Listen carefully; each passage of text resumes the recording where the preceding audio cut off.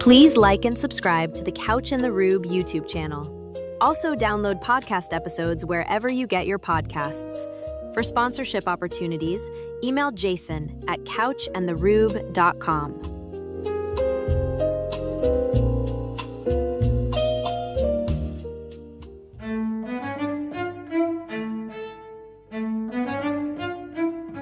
What do you get when you cross a know-it-all newspaper columnist with an awkward, unsophisticated everyman? Yeah. Well, I'm just not sure about that right now.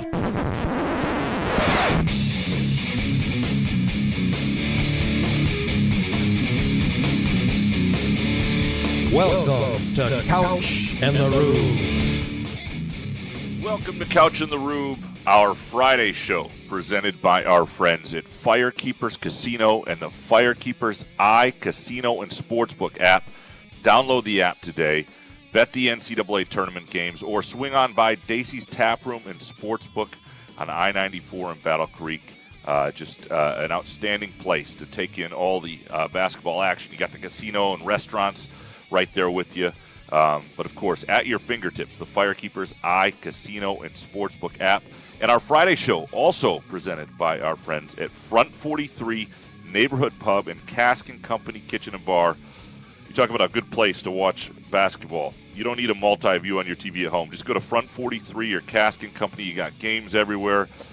Date night, if you need a date night during the NCAA tournament and you don't know how to say no to that, this is the place to go. You can position the TV right over your significant other's shoulder, pretend to listen, and watch and see Michigan State, see the Michigan State women play, whatever it might be, at Front 43 and Cask & Company. Jason, how you doing, brother? I mean, Zion was a big deal because he was a huge guy, and I just broke my chair. Not like, sweet, the national championship's on. Oh, I can't wait for this.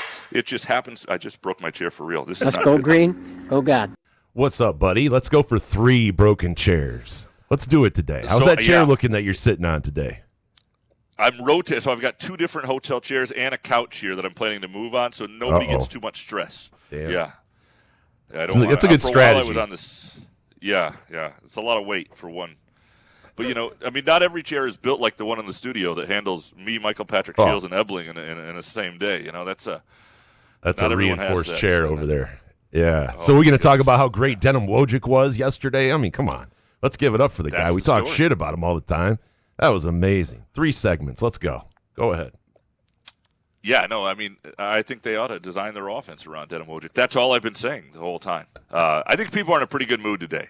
That was a low-stress NCAA tournament game, and those don't always happen, and they might not happen again this year. Well, low stress unless you gave 16.5. It was a little stressful at times there. That's true. There was a minute. Yeah. Because Benetti kept trying to talk about how the game was getting close. I'm like, what is he talking? He must be talking about the point spread. He must be going old school Brent Musburger where he would slip it in because gambling, you couldn't talk about gambling back then. But Benetti, when North Dakota State would hit a basket, like, here they come. And I'm like, where do they go? What do you mean, where they come? Benetti, what the fuck? Yeah, no, I respect that. I don't know if that's what he meant or not, but I do respect when they do that.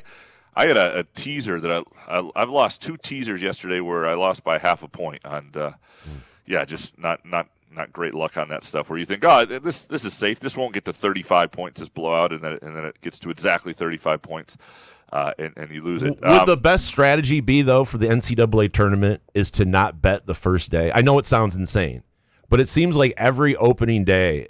Like I still have a bet that's open, so it wasn't too devastatingly bad yesterday.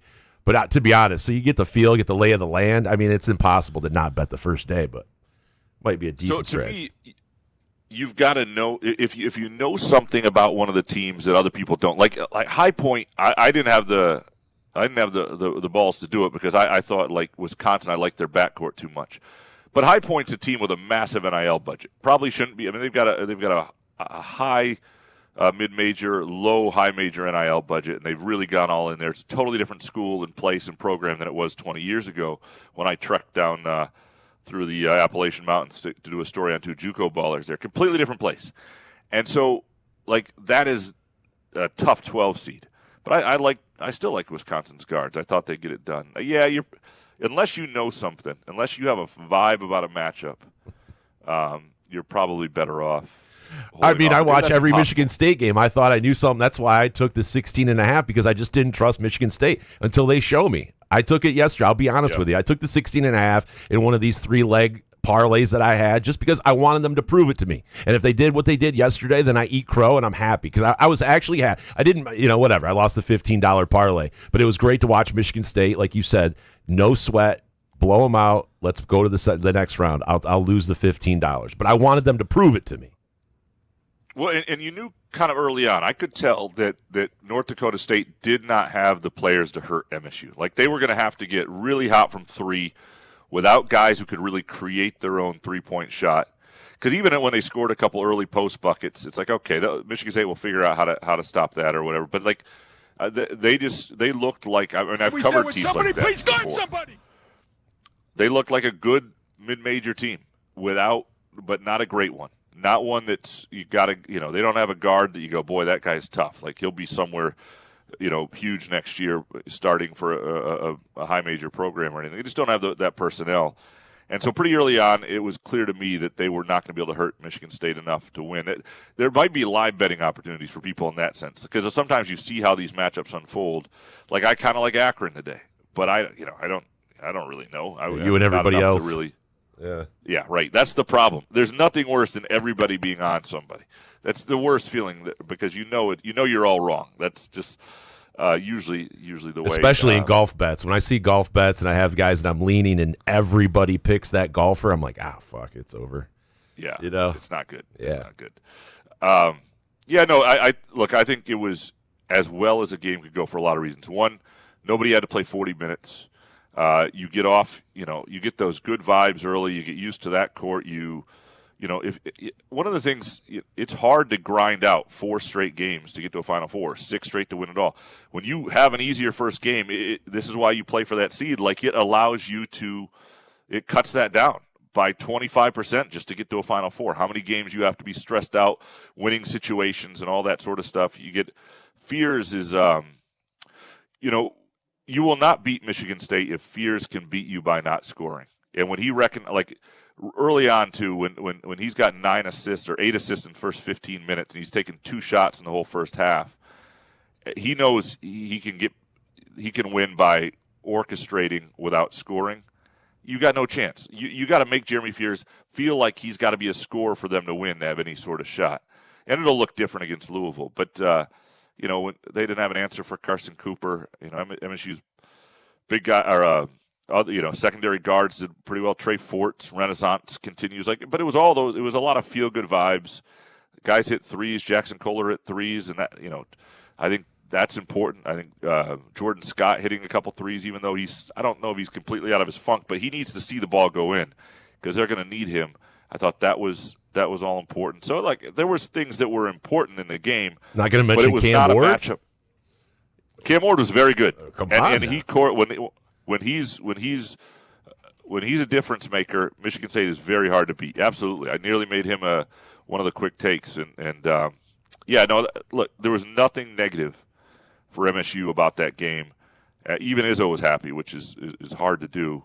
I think that everybody was.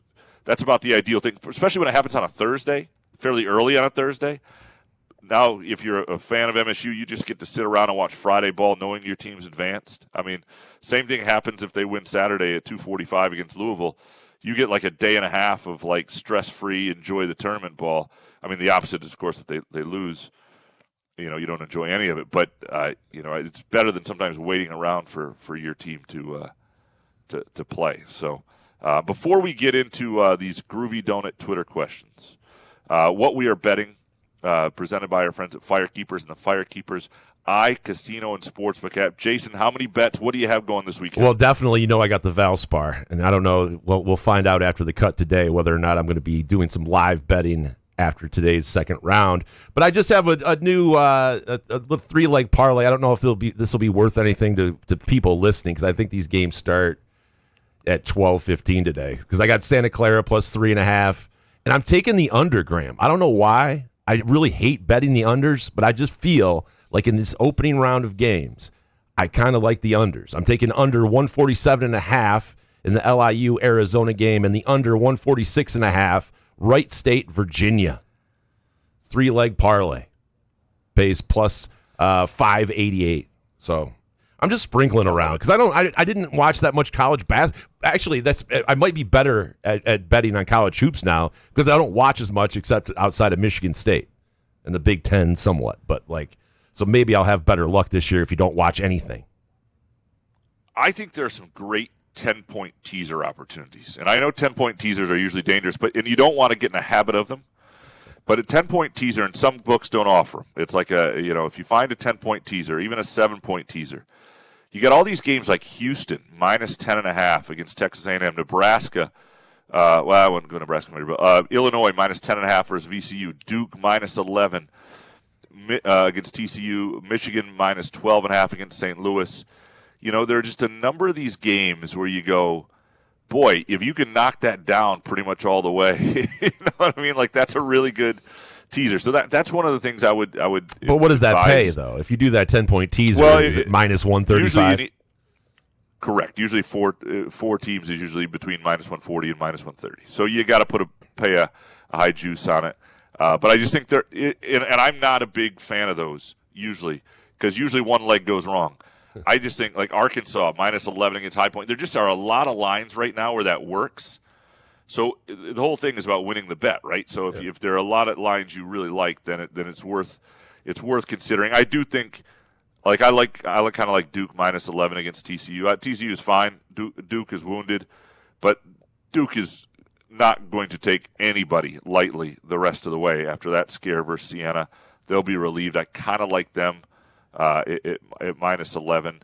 I kind of like Michigan minus 12.5 against St. Louis, although St. Louis got a great coach. So we'll see. Those are where we're at. And of course, I'm on Arsenal to win, which is like minus 130 in the EFL Cup, the Caribou Cup final against Man City. So that is. I did see a couple of people that I respect that were doing 2009 Graham going heavy on Duke yesterday, betting all that juice to win $200 or something like that. It was like there was a heavy sweat, especially after halftime in the Duke game, and they were doing it with Michigan, as there was not as much of a sweat. It was a little closer, Howard was, but yeah. So I honestly like the 10-point tees. The problem with it, though, is that minus 135, you're going to have to go a little higher in your betting, whatever your units are, to try to go a little higher and go outside of maybe your comfort zone on those, but. Yeah, no, and I would not recommend the 2009 Graham approach. I don't even know if I could handle. My heart hurts just thinking about betting Duke on a huge money line yesterday and watching that game. And but you got to risk like $1,000 just to win like $10 or $12 or something. If that, yeah, no, it's not worth it. It's not worth it. Look, it can work, and I think if you're ever going to take that approach, football is probably the better way to go because in football there's a line of scrimmage. And when there's a line of scrimmage, there are certain upsets that can't happen. In basketball, the three-point shot and weird things and things get tight. It's a little. I don't know that I ever tried that approach regularly in basketball. So that's smart because you never know when a team's going to put their version of the Walton Bros in maybe a little too early in that 20-point where you got a 16.5 and they're up 20. We've talked about it many times. I'm getting stressed out just thinking about it. It is killing me. All right, do we want to dig into these Groovy Donut Twitter questions? Yeah, let's do it. Dominic up first. Jason, remember how serious Charbonneau was as a writer? Now he's a full Spartan slappy online. Do you think if Graham went into the private sector that he would follow suit, or would he still clutch to his Herb Street pearls? Wow, Charbonneau, he's a tweet guy now? Or is he on Blue Sky? Is he going? No, he's a Michigan. He's a Michigan. No, he's just a Michigan State fan type guy. Okay. He tweets like Look, Matt Charbonneau is one of my top 10 favorite people in this world by far. Wow. Love the guy. Miss him on the beat. Great dude. Loved hanging with him. Love hanging with him still to this day. And he knows how I feel about this. He went to Michigan State, and it's sort of some fandom has crept in, and it wasn't there while he was. On the beat, but I still don't psychologically like that back and forth. I think it makes the rest of us look vulnerable to that sort of way of thinking. I've told him this. I don't like it at all. I've thought about blocking him on social media because it drives me so much nuts. I don't like it. I don't. It would not happen to me. I do not like it. Really? And I think you're more susceptible. I think you're more susceptible of it if you went to a university. I grew up a Michigan State fan as a kid. But what took it out of me was not only just the sports writing. It's not just covering the team. Like, I was not a fan for years because I wasn't paying attention, and I was an adult. And so I think it's different if maybe you went there and then you start to feel a pull to your alma mater, which I don't have. I think it's a different kind of but he doesn't work way of anymore. feeling about something. He doesn't cover the team. I think that's 100%. okay. You know, It probably is okay. not in the Graham like it. Couch I don't rule like book, but correct. because it Did would be not weird. make- It would yeah, be weird not if good. you all of a sudden you went and did something else completely different, and all of a sudden we saw you just flame throwing on some social media. It would be hilarious. But I know there's no way in hell So, you like- do that. There's no way. I mean, where I would even struggle. So say I left the profession and got hired at Michigan State to teach a class or work in their, work in some department and whatever. I don't have any skills, so I don't know what they'd hire me for. But say that happened. I would struggle. Like, I don't even think I would wear Michigan State gear there. And I don't think it wouldn't be because I didn't, it's my employer. I would like that.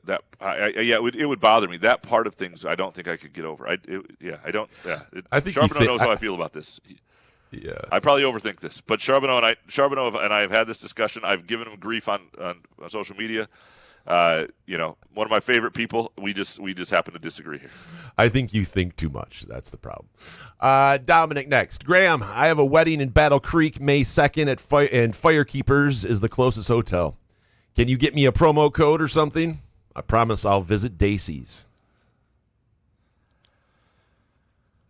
May 2nd, Firekeepers, huh? That's a Battle great place Creek to stay wedding. too. Wow. Yeah, love it. We'll talk, Dominic. We'll see what we can do for you. But that is a Try Peacock. Yeah. Might work.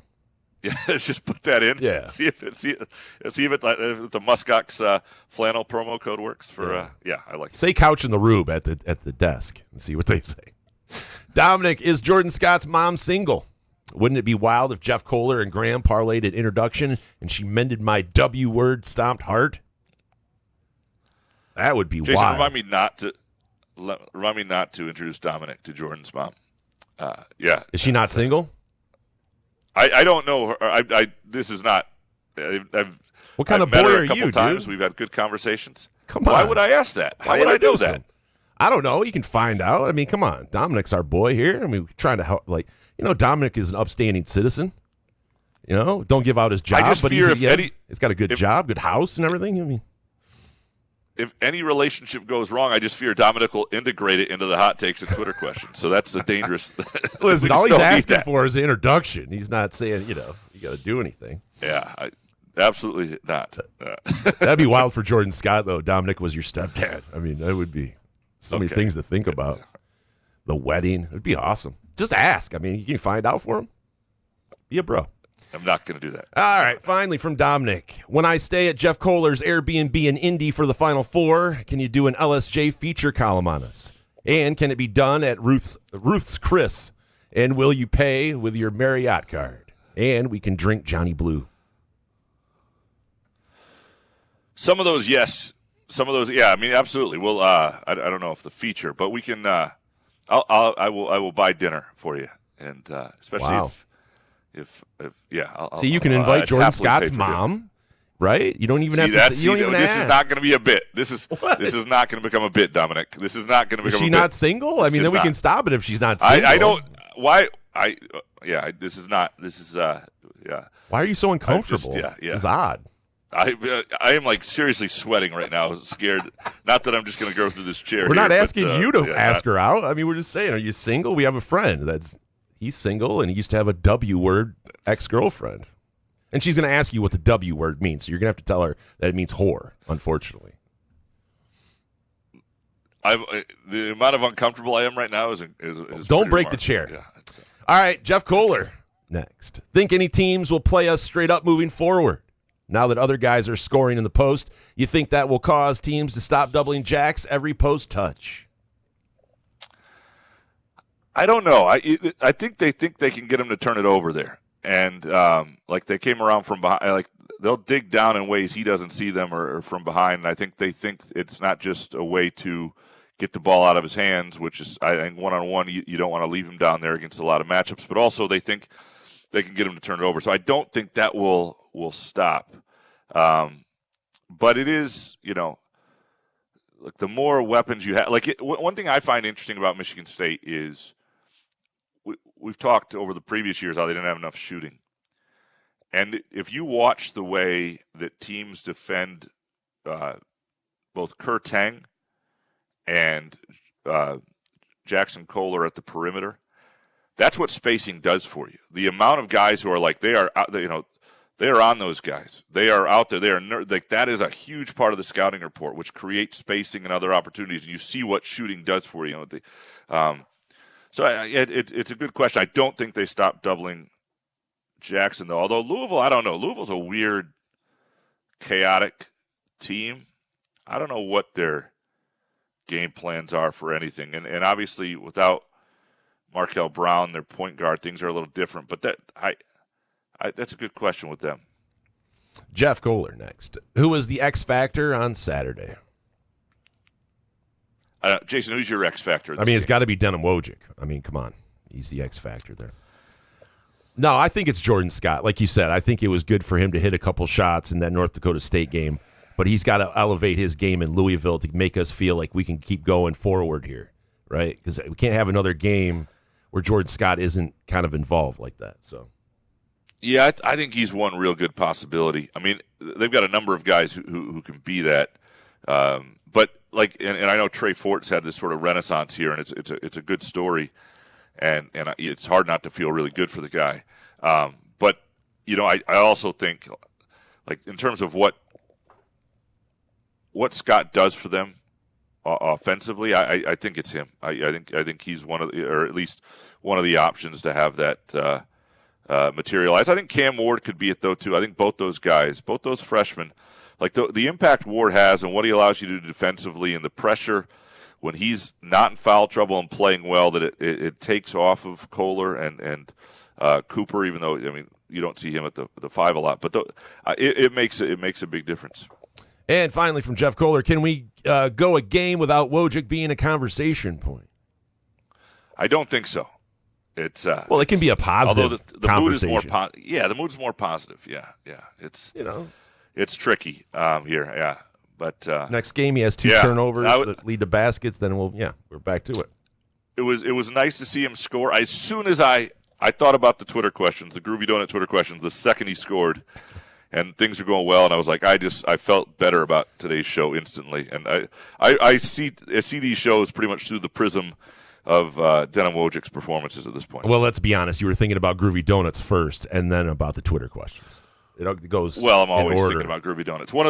One of the hardest things about being in Buffalo, and it's a great city, is just the lack of Groovy Donuts. If you're not in Buffalo and you're in Lansing this weekend and you're thinking about maybe you're going to somebody's house to watch basketball, maybe you're just at home, make Groovy Donuts part of your weekend. If you're going to somebody's house, they'll be grateful you came over. It'll add joy. It'll add to the vibes. If you're just going to be at home, you're nervous, it's great comfort food. I'm telling you right now, go to groovydonuts.com. You can place your order today or swing by either location, Lake Lansing Road in East Lansing or in Williamston, 7 a.m. to 1 p.m. Thursday through Sunday. Blueberry pie fritter right now. Irish coffee. This is incredible. This is only this weekend, this Irish coffee donut. This is the thing I regret most not being in Lansing right now. A light, fluffy yeast donut filled with smooth Irish cream filling, topped with a rich coffee glaze, fresh ground espresso, and a decadent chocolate drizzle. A perfect blend of bold coffee and creamy sweetness in every bite, and I'm in freaking Buffalo. Go to groovydonut.com. Place your order today. Shad Powers next. How was the West Coast Conference continually gamed the system with Gonzaga, St. Mary's? There's literally no scenario where Gonzaga won't be a 1, 2, or 3 seed. St. Mary's a 7. They played number 1 non-Gonzaga ranked team, lost to Vandy by 25. How are they in? And how are they number 7 seed? Yeah, it does seem a little, I don't know, like Gonzaga being 12. I mean, they win a lot of games. They do beat good teams. If you go back to their non-league, they played Alabama, Michigan, Kentucky. Now UCLA, and their only loss there is Michigan, right? So they do play people in their non-league schedule, whereas you see some of these teams like High Point, Miami, Ohio, that don't and say they can't get games. But so this is Gonzaga's schedule: Oklahoma, Creighton, Arizona State, Alabama, Maryland, Michigan, Kentucky, UCLA, Oregon. That's their non-conference schedule. Like, that's them trying to play somebody, and their only loss was a blowout loss to Michigan. That's how they get that. I mean, they beat good teams, and the St. Mary's thing's a little different, but St. Mary's did beat Gonzaga, which helps them. They have wins over Wichita State. They play a little bit different level. Davidson, the St. Mary's thing is probably a crock of crap. But otherwise, I get the Gonzaga thing because they go out of their way to play a really difficult schedule. Next one from Shad. Watching March Madness hoops, and my main question is, why aren't those Saved by the Fandom commercials about 40% funnier? Maybe you can address that. I don't see many of the. I mean, I'm not paying attention to the commercials, watching the game, and then I don't know. Have you seen these commercials? I have not. I do not know what he's talking about. Okay. I'll keep an eye out for it, but I have not witnessed those. Yeah. All right, next, Bill McLeod. After yesterday, will coaches schedule more talented mid-majors or continue to duck them? They'll continue to duck them, and it's kind of crap. I mean, it really is. And I'm a big proponent and intent of scheduling. Like, one of the things that bothered me about Miami, Ohio is, like, I know that they could have probably played some people that they didn't. And they're looking for a sweet spot in the schedule. They want to play the high major that is a good win but is not that good. Teams in the Ken Palm 40 through 100, right? They're not actually looking to really, really see what they look like against a top 20, top 10 team. And that's understandable. Those are hard teams to beat to some degree. But I also think that a lot of these schools do struggle to play people and would like to play people, and the high majors don't want to do it. And I wish there was just, there's got to be some mechanism where we do this through some sort of, like the bracket buster idea back in the day was mid-major on mid-major crime in a lot of ways. And it was kind of a cool event because you did it by ranking, and the top mid-majors would play each other. And then I covered some bracket busters that were like Western Michigan versus Eastern Illinois that were not important at all, but you still had that spot on your schedule. I wish the bracket buster would be much more like Indiana, Auburn type team versus High Point versus Miami, Ohio. That's what it should be. Everybody leaves it on their schedule open date. And the whole country is scheduled. It could be high major versus high major at the top. It could be mid-major, high major. Like, the whole country is scheduled based on where you are and what that should look like, and do it twice a year. 2 weekends or 2 weekdays, whatever it is, where you're playing, you have an open date, and you're going to be scheduled by the situation. I would love to see something like that. Ben Chulik next. Between Ivy's broken leg and Cade's collapsed lung, should the Pistons outlaw diving for loose balls? It's the Lions all over again. Graham, I know you say everyone has injuries, but Detroit's current run of freakish sports injuries is unmatched. Well, this isn't really an injury. I mean, a collapsed lung is like a condition, right? It's not really an injury. It's. I feel like that's an injury, though. Okay. Like if you lose a lung, I mean, it's like, okay, that doesn't just happen, right? Is there a disease you can get that jumps in and collapses one lung? Something had to happen. He wasn't just walking down the street and a lung dropped. This does suck because he might be back for the playoffs, but then you haven't played in a while. You're out of rhythm. Like, you almost lost a lung. The best. I mean, come on, it's crazy. Right. The best case scenario for the Pistons is they're going to be able to hang on the 1 seed because I think they're like 4 games up and the tiebreaker still. So they might still be able to hang on to the 1 seed. And then, look, the bottom of the East isn't horrible in terms of like who you're playing that comes out of the play-in, but you might be able to get through that first round with Cade working himself back in. So by the time you get to the second round and you need the best of Cade Cunningham to have any chance, he's back. So that's kind of your best case scenario is he's back by the playoffs. You're able to get yourself through that first round, and this doesn't kill you too much. But otherwise it stinks, and it stinks for this reason.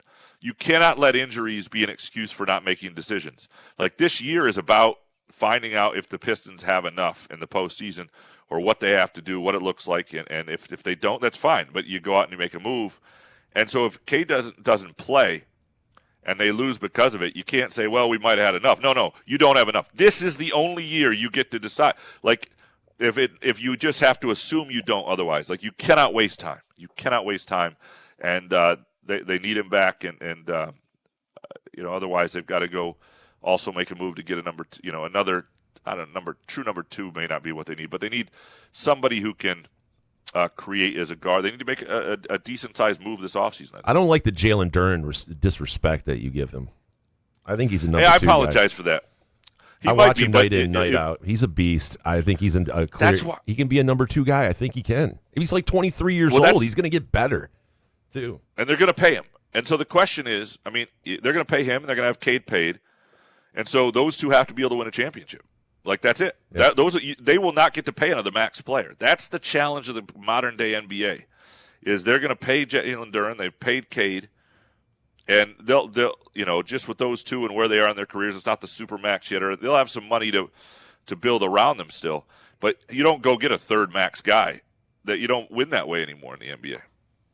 Nick Gandhi next. Not quite a question, but caught myself actually being thankful for how long the timeouts and halftime felt to help get Fears some extra rest. Yeah, there's one moment in the second half where it was like timeout, followed by 12 seconds, followed by media timeout with another review break. It's it's unbelievable. It's amazing how in this country, and I maybe it's because of my recent last 5-6 years love of soccer. And how there are just no commercials in the second half. And I know that, of course, now that it's in the United States this summer, they're going to have cooling breaks where they can take a commercial in the middle of the halves, which is very American. And I know they're doing that for weather. But, who shouldn't have the World Cup? The United States. Because, like Qatar, it's freaking hotter than balls in most of this country in the summer, and especially in the South. And nobody wants to be in Houston or Miami in freaking June. Like, they're the worst places on earth. That's not true. They're not the worst places on earth. But, like, because everybody wants to be in Qatar. Well, no, but they at least played that in the winter. Like, if you're going to, the World Cup should not be in the summer in this country. There are about 4 places in the world that should get the World Cup in the summer where it's actually pleasant to exist. At least in terms of being an entire country. The breaks. March Madness is a good enough event, and the drama is good enough, and there are multiple games on right now at one time. The commercials aren't so bad, right? Because you can go to other things, but it's a lot. It's amazing what they make the consumer put up with. Chris next. Marquise Knoll holds the NCAA tournament record for assists in a game with 19. We won't talk about that game. What odds would you need to bet on a Fears 20-plus assists in a game this tournament? What do you say? Plus 250, plus 300? It'll be a record, so maybe more than that. Plus 3,000. You mean? What am I getting 30 to 1? 15? Well, so he had 8 assists in 15 minutes yesterday. To me, it feels like if he really wants to do that, he can push it. Right. But I guess he's never had quite that many. So, maybe it should be more than that. Maybe it should be like 8 to 1. 8 to 1. I would need at least 14 to 1 or something. I wouldn't bet that at 8 to 1 for him to get 20 assists. 20 plus assists. Yeah, no. You need a lot of things to go right. You need guys to make shots. You need the game to be competitive the whole way. Like, you can't have a game where you play 32 minutes because it's not as competitive. You got to play 38 minutes, and you've got to – guys have to – like, every time a 3 lips out that you made a pass on that could have been an assist, you just can't have those, and get to 20 assists. Perspective Sparty next. As the person giving perspective, I'm here to remind this show's producers that in the 15 years between Magic and Izzo – that made MSU made the tourney 7 times, and the furthest they got was the Sweet 16. If last year's season was a failure to you, you don't know ball. Well, certainly Izzo has raised expectations that he now has to try to meet every year. And there is no doubt, like, if you're of a certain age, you probably view this stuff differently. And, there's a whole podcast named The Final Four is not on the schedule that sort of mocks the idea that there are a lot of people who sort of think the Final Four is on the schedule. It is very hard to do. Like, there are places like Wisconsin and Illinois, good programs, where they just don't get – they just have a bad history in the NCAA tournament relative to what Izzo's done. But that said, there was a 3-4 year slippage there where they were losing 13 games a year, and they were a 7, 8, 9, 10 type seed, and that they were not a player the way they are again. But yeah, no, at this level, I'm not saying there isn't a level to go. And I think where people get frustrated, though, is the sense that you can see how you need to take the last step, and that it can be done and maybe isn't done all the time. Or, you go to the Carson Cooper thing right now. Izzo says pretty much on the hour that he wishes he'd redshirted Carson Cooper. He's talking about, he's probably in his breakfast buffet at his hotel right now telling Doug Wojcik that he should have redshirted Carson Cooper. That's what he does on the hour. Tells his wife, Lupe, should have redshirted Carson Cooper. And part of it was they needed him back then. He played 12 minutes in the Sweet 16 game. He was playing he played 13, 12, 14, that range in all the NCAA tournament that year. But had they brought in another big man back when Cooper and Kohler were really young, freshmen, and Mady Sissoko was unproven, they could have done it without offending those guys. You're developing young players. And you could have redshirted Cooper and had the foresight, and you didn't know what he was going to turn into as a player, but that's the sort of stuff that they could use now. But yeah, that's why people get frustrated. But what Izzo has done, I mean, look, the fact that Michigan State to this day is in the Champions Classic, the fact that every pundit picks Michigan State to go to the Final Four every year because they love Izzo and they think of Michigan State's program a certain way, is one of the more improbable stories in sports from where Michigan State was when he took over and even well into year 3. It's the American way, except America has gotten soft. Frank Vachner next. That may have been the least stressed I've been during a first-round game in a long time. And Kurtang cannot guard my great-great-aunt Framilda. And she has been deceased for nearly 20 years. Aunt Framilda Frami. sounds like a great aunt. Yeah, Frami. I would go with Frami, too, if I was Framilda. Tang is, defense is never going to be his thing, but he is a scrappy dude. Like, he gets after it. He gets on the floor. And he did some things like, so where I love the seating at these NCAA tournaments. You're right on the court. And there was a play where Jeremy Fears got beat backdoor. And like 2 possessions before that, I watched a guy try to backdoor Kurtang. And this is right after Kurtang had turned the ball over. Could have been in his head. All that stuff. Kurtang was right on it, like the scouting report, like that off the ball, like thinking the game through. So there are things he does that are he's paying attention. He's living through the scouting report. He's just athletically side to side, never going to be an elite defender. Next one from Frank. Chuck Norris does not rest in peace. Peace rests because of Chuck Norris. I was sad to see the great Chuck Norris has passed away. I did not know. Like, I was expecting a Walker Texas Ranger reboot sometime on CBS this fall, and I guess not. What a tribute.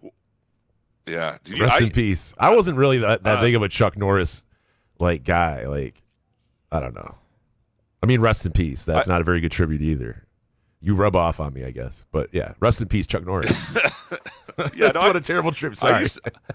I liked I'm an old soul. Some of the CBS Sunday night programming over time. I like Chuck Norris. I would watch Walker Texas Ranger here and there, a little campy. If you like complicated Hallmark movies like I do, then Walker Texas Ranger is right up your alley. Oh my God, yeah, right there with The Equalizer with Queen Latifah, riveting television. and Blue Bloods. Jesus Tom Selleck. There's so much out there to watch in 2026. And Graham watches the worst shit imaginable. Lancelot Spartan next. During the presser, Cooper kept saying, in our last year, referring to himself and Fears.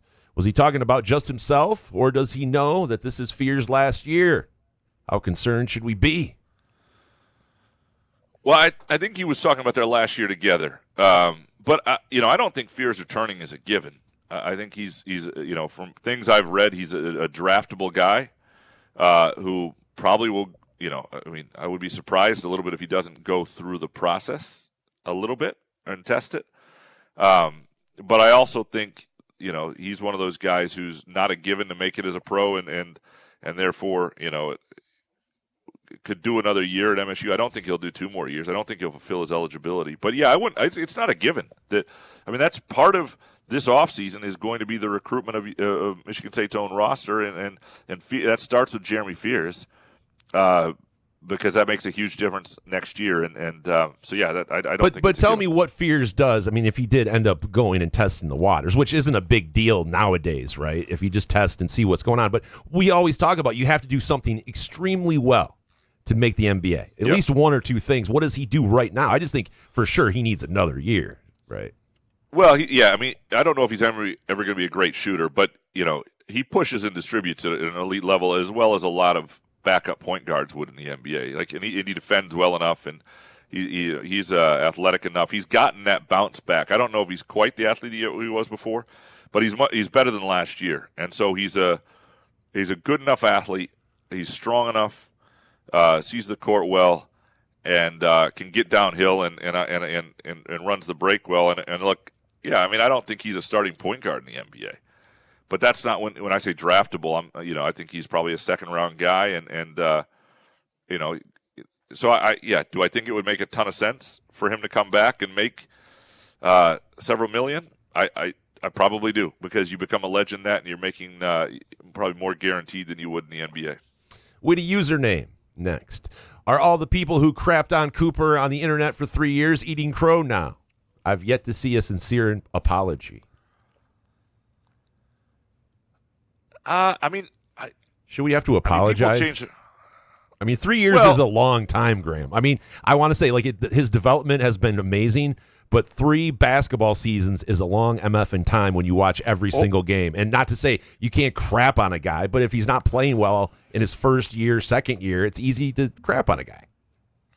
He was not a bad player. He was a good player last year. He was not the player he is offensively today, but he was a good player a year ago, and so the development's been there. The disappointing year for him, and I think he would tell you this, and Izzo sort of refers to this all the time in terms of him being a guy like Kohler loves the game, right? He loves the sport. Jay Nakins loves the sport. Kurt Tang loves the sport. Carson Cooper is one of those big guys that I don't think he had this undying passion for it initially, and he showed some real promise. Those sirens are not coming from me, by the way, but he showed some real promise as a freshman for a guy who was a total project player, right? But I didn't think as a sophomore he was any better than he was as a freshman. I think that year where you usually see a jump did not happen for him. Between his sophomore and junior year, you saw a pretty good jump. Then you saw another really big jump this past year offensively, and he kind of knew that was there.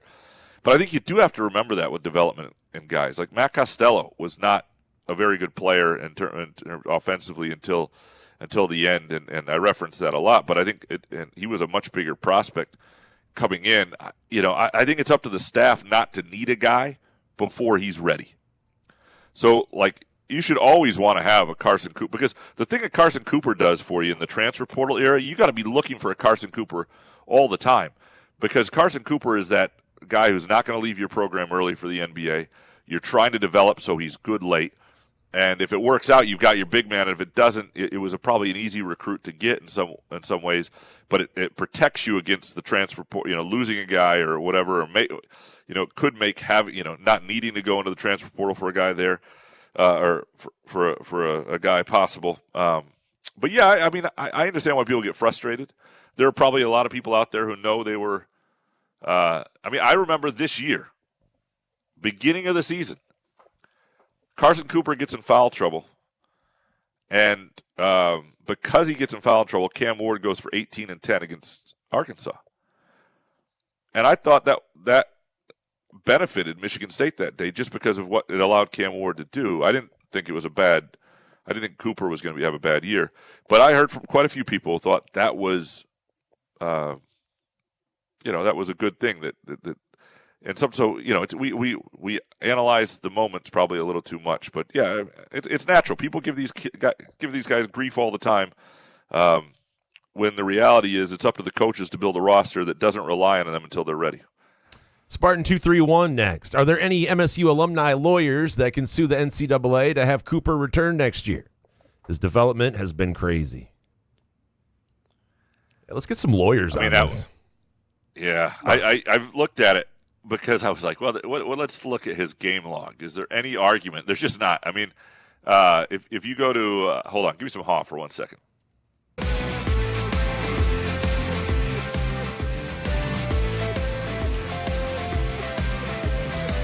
I am passenger. Really good peanut. And I ride and I ride. So that's crazy. So Cooper played in 30 games as a freshman. So at this point, Cooper has played in 135 college games. I don't know what the lawsuit would say. I'm not saying you couldn't file one, but I don't know where he didn't get to play. And and even his freshman year, that Izzo regrets, he played double-digit minutes in all 3 NCAA tournament games, and he played 11 or 12 minutes in 5 other games. Now, there were a lot of games he didn't play a ton. Played 4, 4, 2, 6, 6, 9, 3, 1, 8, 5, 6. They could have gotten by without him. And he played 1 in the conference tournament game against Ohio State. There's no doubt that he could have redshirted had they set that up differently. And he had some moments. I remember it was the Illinois game where he had 12 minutes and, what do you have? I think he had, forget how many points, 9 points or 6 points or something like that, hit 3 shots. And there were some moments where he was really helpful. But ultimately they could have redshirted him. But the wife and I watch a lot of true crime, and I see the lawyers and how they work with someone that's absolutely guilty. And they'll bring up their childhood, how they had trauma or something. I just would like to hear a pitch for a lawyer to try to get, Cooper another year. Why not?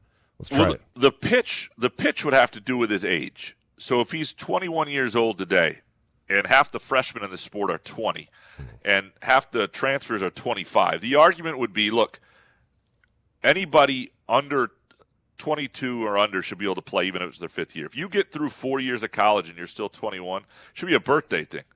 If we're going to let 25-year-olds play, every 22-year-old should be able to play even if it's their 5th year. That would be the argument. The other thing I would do, and they're too slow on this, is the 5th year of eligibility, which will come too late for MSU in this scenario. This is the year to push for it. You've got, 2 big men that if you had them back would really help next year's roster. I would push that. How about everything Michigan State went through with Joey Hauser? It's just the makeup. It's the make good. Right, there you go. There you go. How stupid was that back? I'm thinking about that now. Mayor of Fittstown next. If Wojcik threw down in warm-ups and Graham actually got it on camera, would it have gone viral, and would fans have an easier time imagining Wojcik being black like Graham suggested? It would have helped, certainly. Yeah, it would have. Yeah, I was just shooting. I was looking more for the Cohen card dunks, and I missed one. Of course. Yeah, but we've seen those. I mean, they're great, but the in-game ones are legendary. I mean, come on. We need guys that we don't see dunking, like Denham Wojcik. Right. No doubt. Set up a little tripod, put your phone on it, and hit record.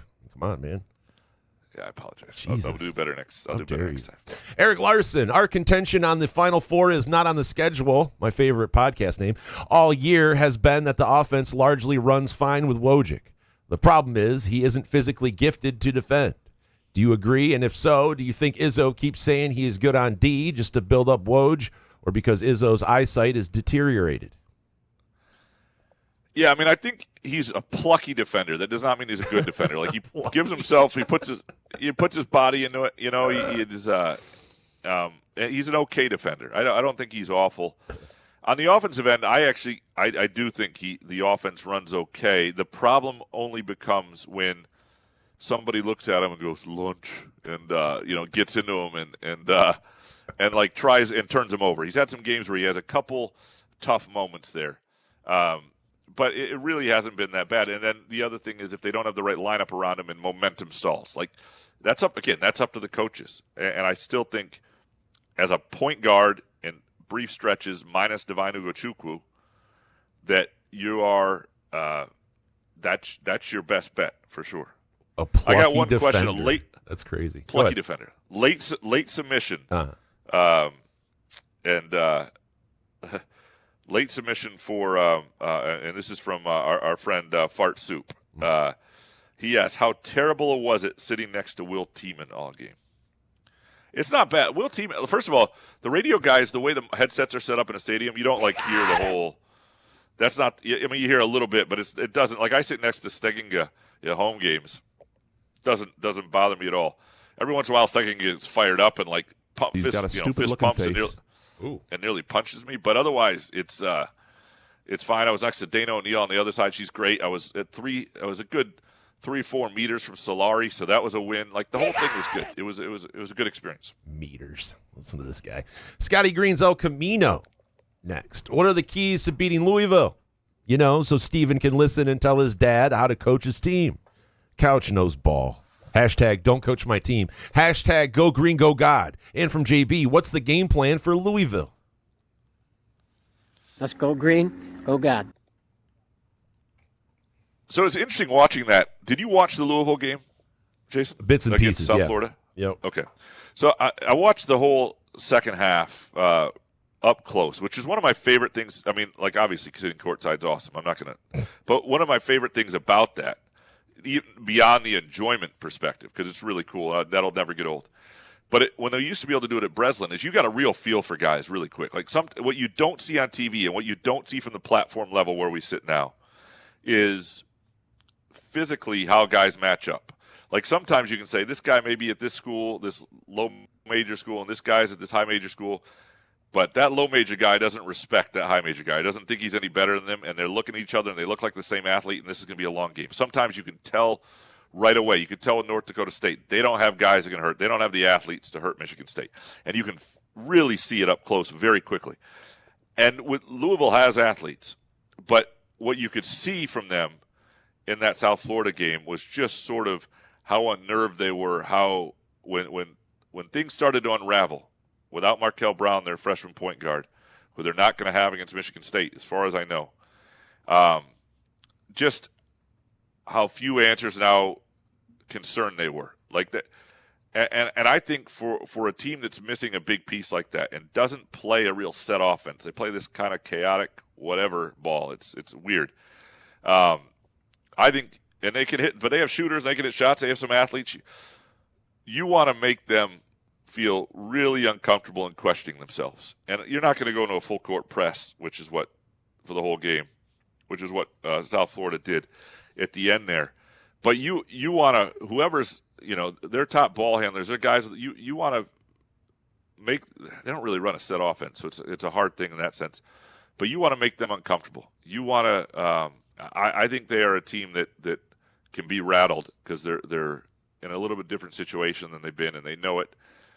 So that would, to me, it would, however within the framework of Michigan State's defense, they think they can make Louisville question their ability. Because by the end, at one point in that game, it looked like South Florida didn't believe anymore that they had a chance. You could just see it. By the end of that game, it looked like Louisville knew if there were 3 more minutes on the clock, they were going to lose. Like, they didn't believe they could know if they could get through it. You want to kind of take that belief out of them because I think there is some questioning there. David Jackson next. Can you speculate why Trey Fort is now playing more? I can't believe that he's suddenly practicing differently. As Izzo heard from the fans, demand more Trey Fort, not unlike Christopher Walken demanding more cowbell from Blue Oyster Cult. And Tom has responded just like Will Ferrell. I think this is why you take advantage of opportunities. One, Trey Fort has not been a malcontent or a cancer all year. I mean, there are lessons in, like, Trey Fort came to Michigan State hoping to be the starting shooting guard. He began the year as the starting shooting guard, right? The year has been largely a disappointment for him. And yet, he's going to leave Michigan State. People will remember it as sort of a disappointing year and underwhelming, but he won't be thought of poorly. He'll have Michigan State, for a guy who's transferred 6 times, he'll have kind of a place to come back to. People will think of him well. I mean, the thing that I remember most is here he is, giving away Thanksgiving, or Thanksgiving or Christmas, but giving away meals to families, over the holidays and in Lansing, and something he's done elsewhere, and giving bikes and toys to the Boys and Girls Club, like a big-hearted guy, right? And he never became somebody who was a problem in the locker room or left the program or just wasn't. And so he's never become somebody they didn't think was invested. And so he got an opportunity in the Big Ten championship game. Not Big Ten championship game. Big Ten tournament quarterfinal. Jeez, that was a slip of fix that in post. Plucky. Burn it. Sorry. Anyway, he got a chance and he took advantage of it. He played really well. He helped rescue MSU. He played, and when he's out there, he's a very different player than he was early in the year in the sense that he lets it fly here and there because they need him to. That's what he's out there for. but he doesn't think of himself as, let me get mine, let me shoot here, let me get going. He plays within the framework of what they're trying to do, and I think Izzo trusts him more to do that, and he's seen that. But the big thing is he got an opportunity against UCLA, and he looked really good. So now he gets another opportunity, and I thought he played really well again. And so they're just going to trust him, and it's another piece of the puzzle. I would be surprised if he does not see, he played extended minutes and like one long stint in each half, and I would be surprised if he does not have a stint in each half. I don't know how long it'll be, but I will be surprised if he doesn't play at least 6-7 minutes in this next game. Next one from David. Is it just me, or is Jordan Scott struggling more to stay in front of his man? Do we need to bring in Tang as a defensive stopper? I don't think that's ever going to be it. None of these guys can stay in front of people who are – I mean, it's hard to do that at this level. I think Scott has struggled a little bit just overall lately, but he's still – I still think Jordan Scott's a huge part of things. I don't think he's hurt or anything. I think this has been a long freshman year for him, and he hit a bit of a wall, and they really need him to plow through it right now. Corey Ostrom, can MSU chase Louisville off the three-point line by getting over screens, and can they avoid our helping in order to close out quicker? With Brown out, is Louisville a better matchup than USF would have been? Why are you giving us such an early deadline for Twitter questions? So, because we're doing a late morning show here, I had I had a breakfast with my aunt, uncle, cousin, and her son, and this is the best time to see them. People I really care about and wanted to see, and so that was Friday morning. We were out in the Buffalo suburbs having breakfast. So I needed to get the Twitter questions in before that. That's pretty much all it came down to on that front.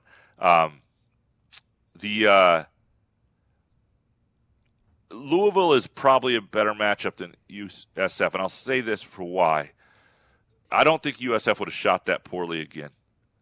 Louisville's got a few better athletes. I like Louisville looks the part getting off the bus, but when you don't have a point guard, you are, it's a tough deal, right? I mean, that's a hard thing to overcome. And by the way, I want to give a shout out to the Poked Yolk on Transit Road in suburban Buffalo. Great breakfast this morning.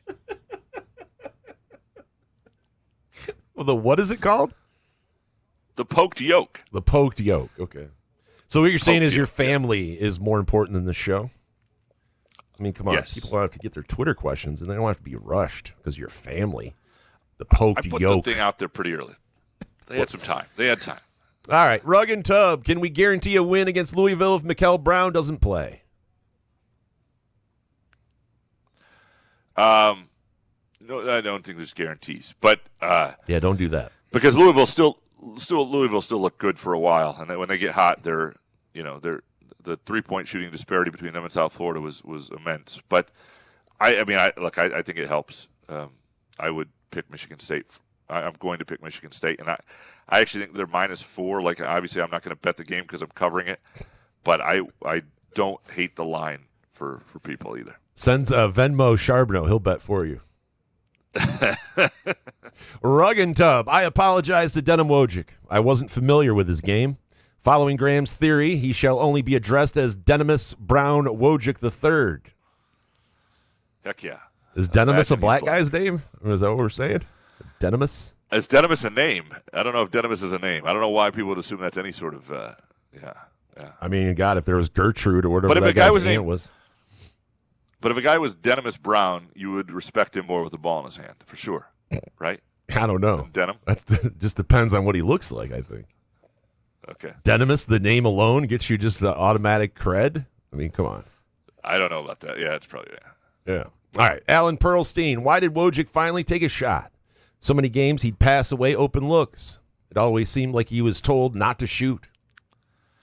It does feel like that sometimes. I think they're looking for a better shot. And he had a 3, was it, in Washington or something like that? I always thought after that there have been many times that I thought he should let it go. And I know he's just in there for a few minutes, and he thinks that's not his role. But, if you're open, you got to shoot. And it's not like he's incapable of making the shot. To me, if it's the best shot you may get on that possession, you should let it go. Peasy, how ridiculous should I get with my Cam Ward hype for next season? Is Naismith too much or not enough? It's not enough. Go big.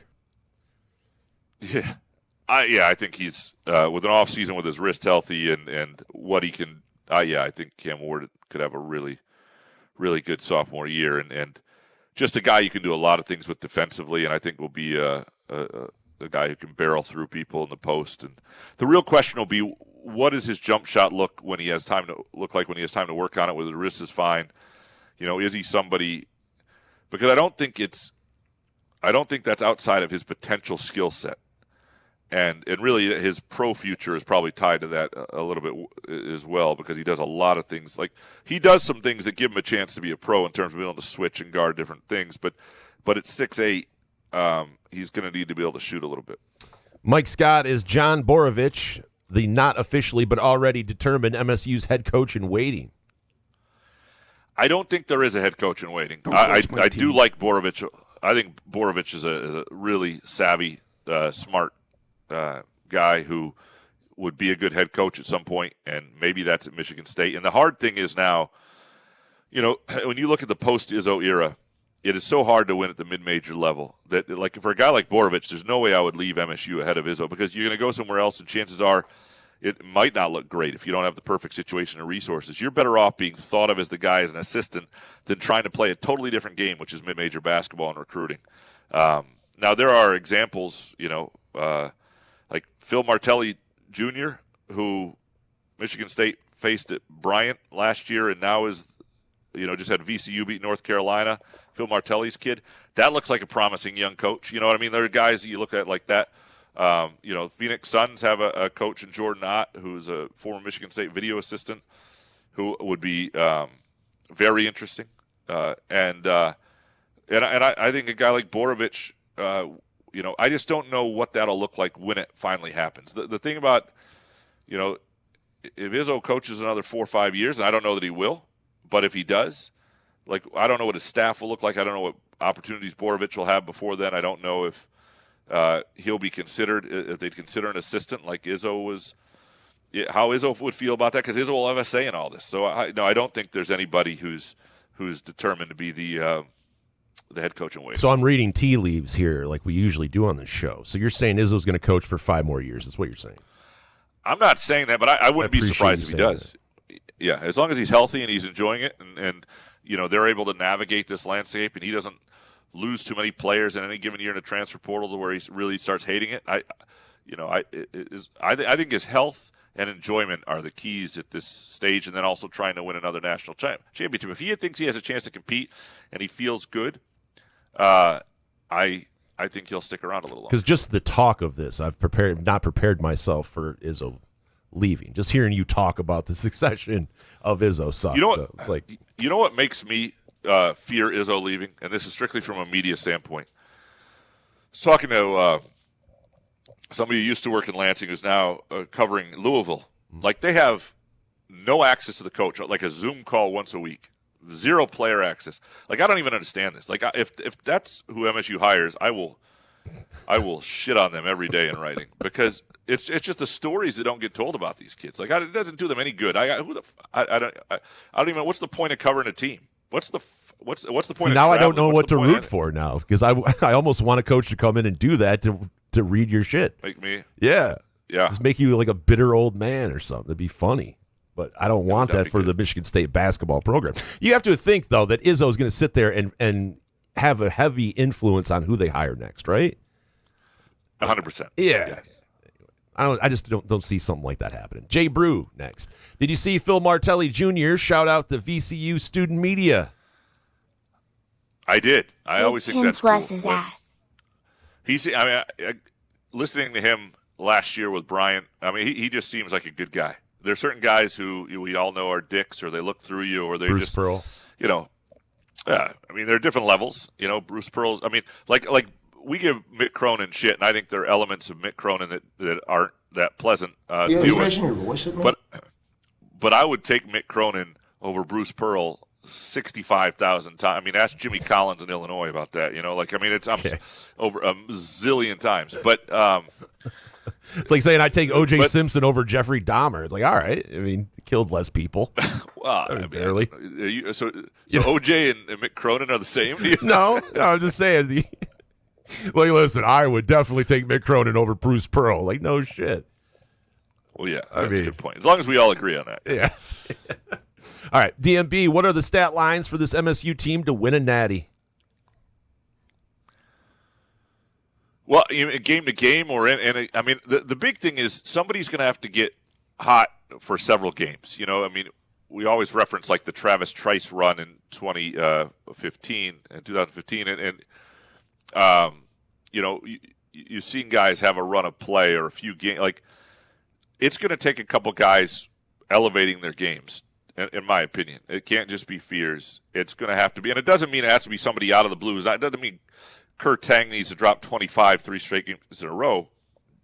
But a guy like Jackson Kohler, who just hit 3 threes. If Jackson Kohler hits 3 threes, in consecutive games, if he and Cooper are really good on the glass and stay out of foul trouble, if Cam Ward is a 6-7 rebound guy, but I think some of it is, can they make at least,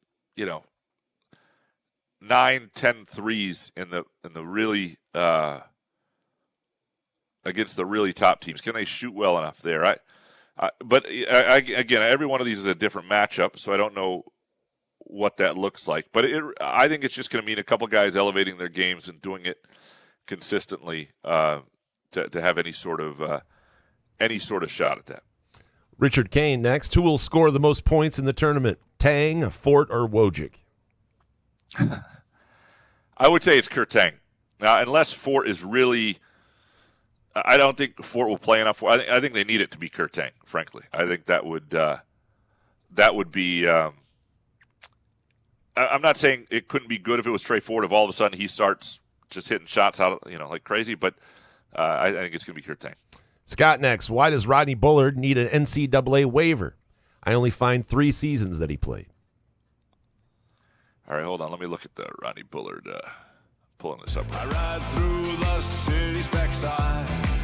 I see the stars come out of the sky. All right, so he redshirts in 22, plays in 23, plays in 24, plays in 25. Played in 40 collegiate games the last 3 seasons, so he's playing a lot of games. But wait, has he played 40? That doesn't add up. He must have. Yeah, that's a great question. I don't know. I saw the quotes on that from coming out of the Pat Fitzgerald presser. I was not at that Tuesday. Once the basketball run is over, I'll start looking at some spring football stuff. But I don't quite see what the issue is. There's clearly something we don't have, because it must be his 5-year clock somewhere. Here's where it is. So he graduated in 2021. So the 2022 season, which would be a fall and a half later, he redshirts. So it has to do with his 5-year clock, and that's what it has to do with. Scott next. Moneyball or spring football? Does the rest of the MSU media agree with you? Moneyball or spring football? In terms of what we prefer covering, or what? Like, Moneyball to me is great. It's in July. It's fun. It's great access. I mean, spring football it's not awful. It's just, it's unnatural. Like, it comes out of, the thing that always drove me nuts about spring football has nothing to do with spring football. Like, I love football. We love football season. It's that the NCAA tournament is so great, and everything's epic, and it's intense, and it's fun, and it feels like a big deal. And part of you come down from that after, like, the defeat, whenever it is, and it's like football practices followed by a scrimmage. It just feels so unimportant and so off the radar. It's the timing of it and how it just is what, I mean, it's not football's fault, it's the timing. Yeah, and you know that when you see the spring game, you won't see football for like another 5-6 months anyway. So it doesn't do much for you as far as, at least hoops. You see, the weather's nice out. You go in there with your shorts and T-shirt on, watch guys that you normally can't see up close like that. It's got to be Moneyball. But Scott, does Carson Cooper's pass that hit the rim cause the shot clock to reset? Because it didn't on TV. That's a great question. Because I saw what he was trying to do. He's trying to whip it over to Kohler, and obviously it hit the rim, and Kohler picked it up. But if it's not viewed as a shot, I guess it probably doesn't. It probably needs to be a shot attempt, and it was a clear pass. So the rim probably isn't a reset there. That would be my guess on that rule. Keith Stupra next. Fort, Scott, and Tang, if they can get around 30 points between them, a Final Four may be possible. And from Bald Knower Sparty, what's your assessment of the shooting guard trio? Seemed like they all had good moments with high effort, though I was hoping for more than 16 combined points. Not enough production from Tang, but he had the second highest plus-minus on the team, which was 18. What gives? Well, it's a game where you didn't have a lot of stress. You didn't need it. I think all those, at some point you're going to need those guys to really perform well, or one of them to have a game. And you're going to need a combined 25 out of that position or something at some point, right? And so the question is, can they, will they have it when they need it? And that's been the question all year. Those guys are fully capable. It's just not fully reliable, and that is the challenge. If this is stressing you out, the idea of Michigan State shooting guard position still against Louisville and beyond, make sure you have Groovy Donuts with you. Like, that's the great thing about the NCAA tournament. It coincides with Groovy Donuts open days. So, like, if the games are happening, Groovy Donuts is open, and they've got, March Madness donuts going on. You can go to groovydonuts.com and get basketball donuts, get the Irish coffee donut, get the blueberry pie fritter. Jason has seen me eat a fritter in person. It is that's not a magical experience watching me, but it's a magical thing to eat one of the a fritter by our friends at Groovy Donuts. GroovyDonuts.com. Great way to place your order, or swing by either location 7 a.m. to 1 p.m. Thursday through Sunday, Lake Lansing Road in East Lansing, and also in Williamston. Jerry next. I don't put a lot of stock in that second half, so looking at the first, I was very happy with MSU's D, especially contending the threes, which is what's been down lately. Do you think that was the kind of D we need for a long run, and can we sustain it?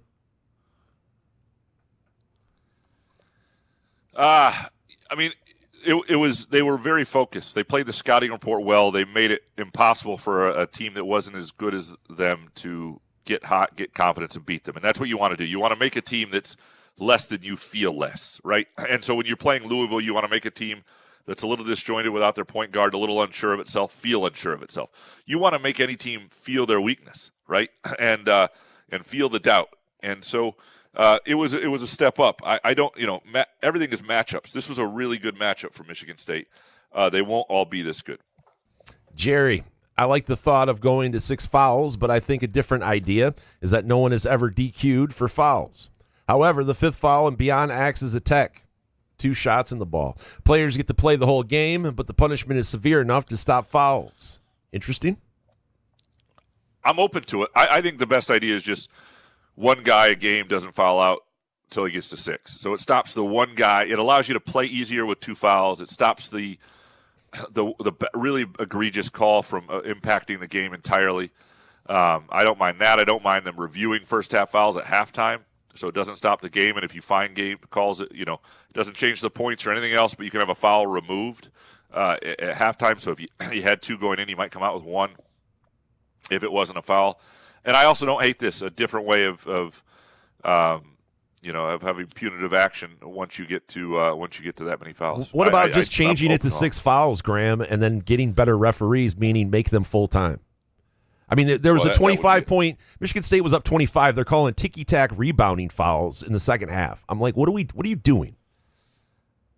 Yeah, I'm just there. Make it 6 fouls. I would happily go to 6. Yeah, no, and that's the problem with the NCAA tournament that's scary.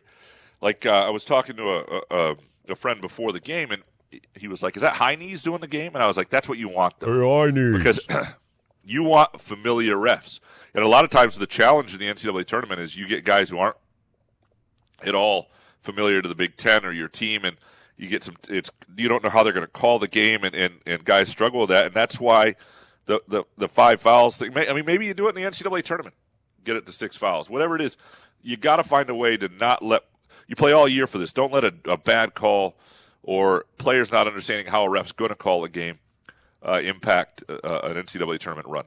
Spartan Tim next. MSU is beating this Duke team in the Elite Eight, right?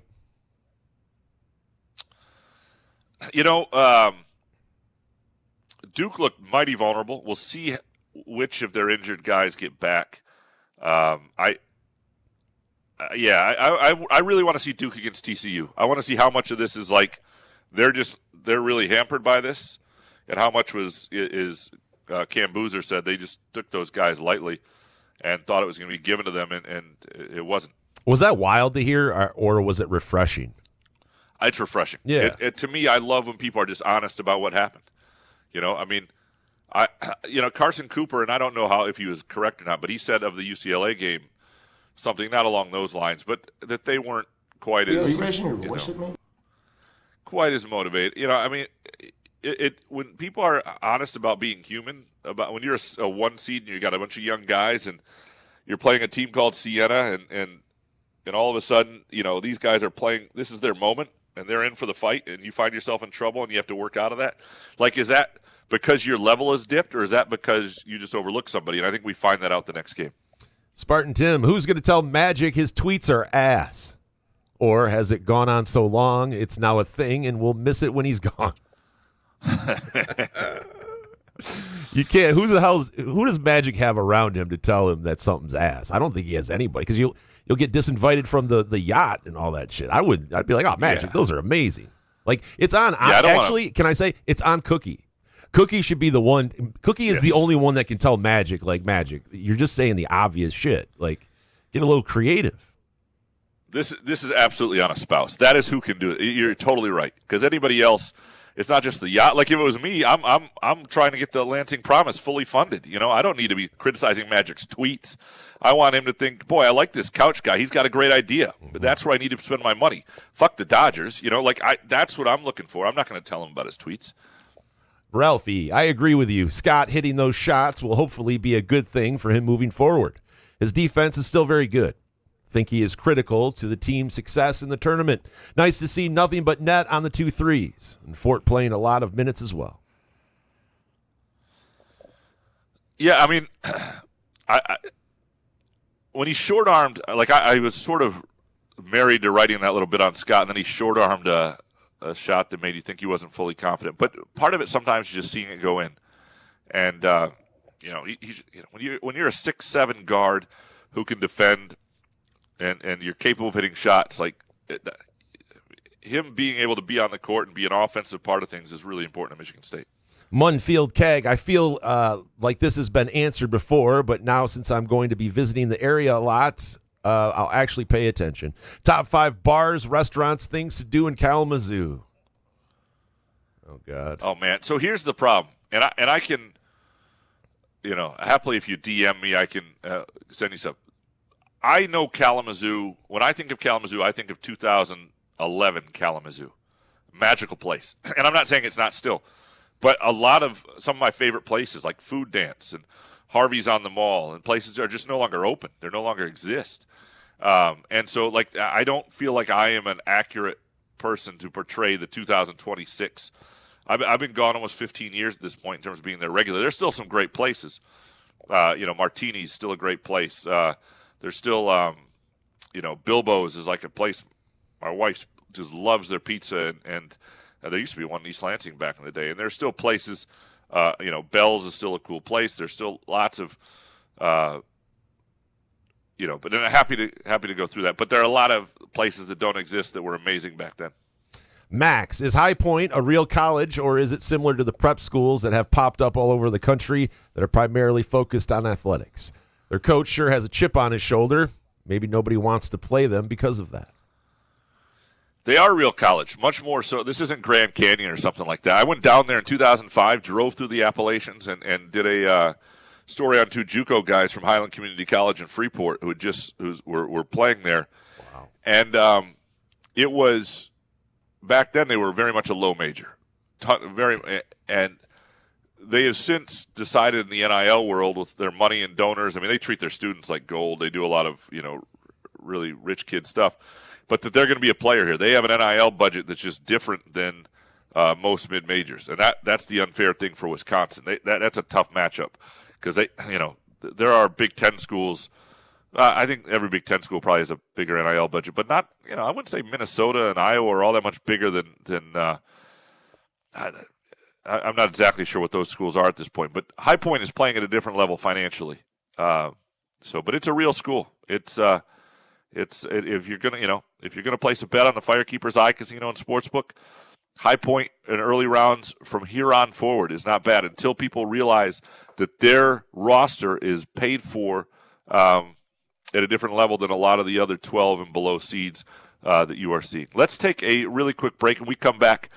More of your Groovy Donut Twitter questions. Couch in the Rube, our Friday show, presented by our friends at Firekeepers Casino and Firekeepers iCasino and Sportsbook, and Front 43 Neighborhood Pub and Cask & Company Kitchen and Bar.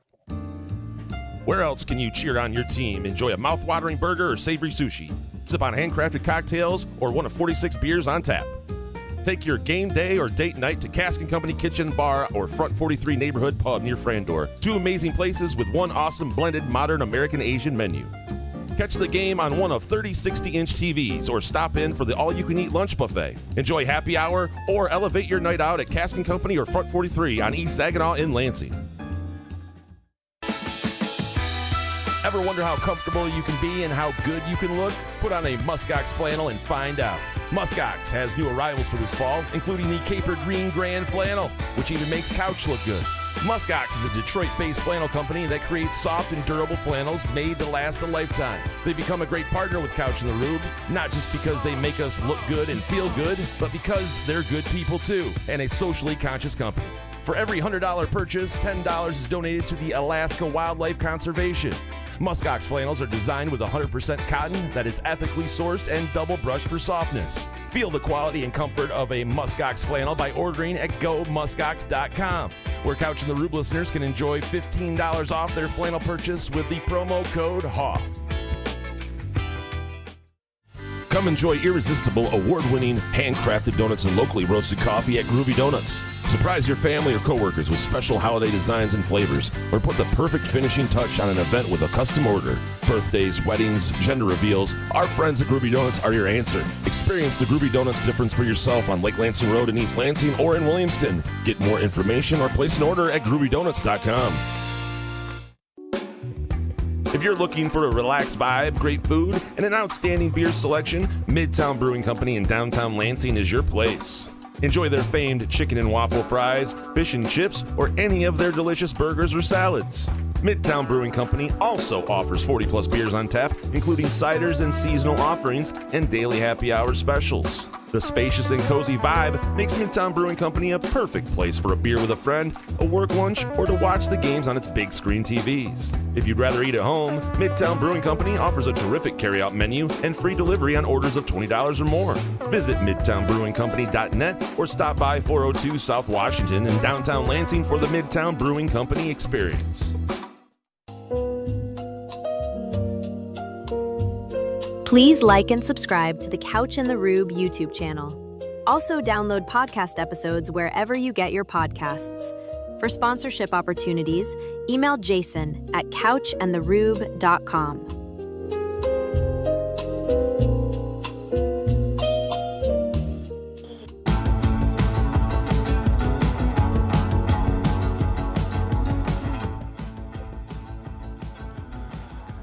Couch in the Rube, our Friday show, presented by our friends at Firekeepers Casino and the Firekeepers iCasino and Sportsbook app. Download the app today. Bet the NCAA tournament games, whatever it is. The Pistons against the Pistons without Cade Cunningham, whatever you are feeling, or head on to Dacey's Tap Room and Sportsbook on I-94 in Battle Creek. And our Friday show, also presented by our friends at Front 43 and Cask & Company, and which now has a private room. So if you want a private celebration, or if you want to just sit in a room by yourself and eat the amazing food at Front 43 and Cask & Company, have the drinks, and just be by yourself in a room, you can do that.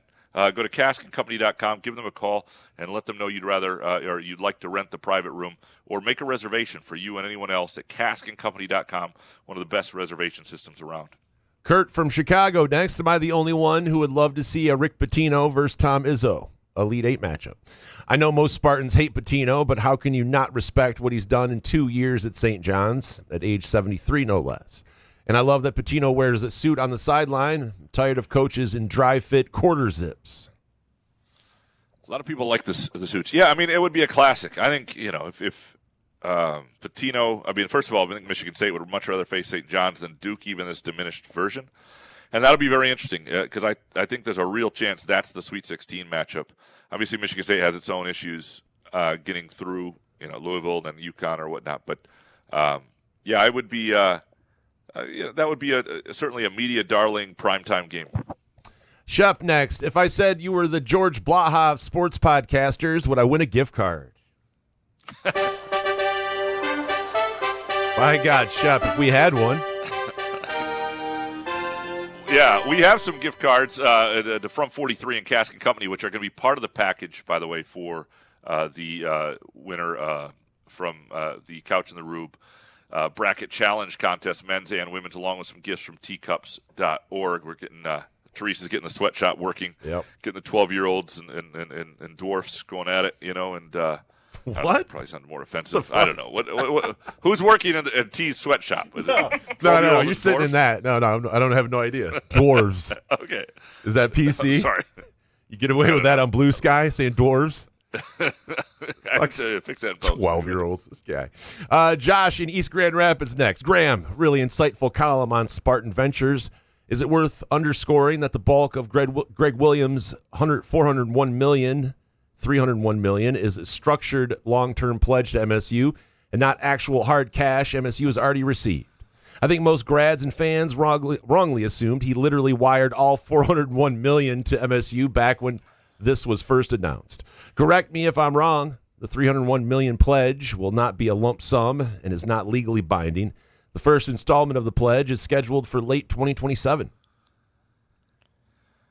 Yeah, I mean, you're not wrong, and I think it does, and I need to look at the exact dates of different things, but any pledge is not, like, very few people have that kind of cash on hand. It's not like it's most pledges are, this is what I'm going to give you, and the school then either gets the money as they need it or borrows against it, and but yeah, and a lot of that's to the Spartan Ventures $100 million is different than the $301 million, not $291 million of it's going to athletics.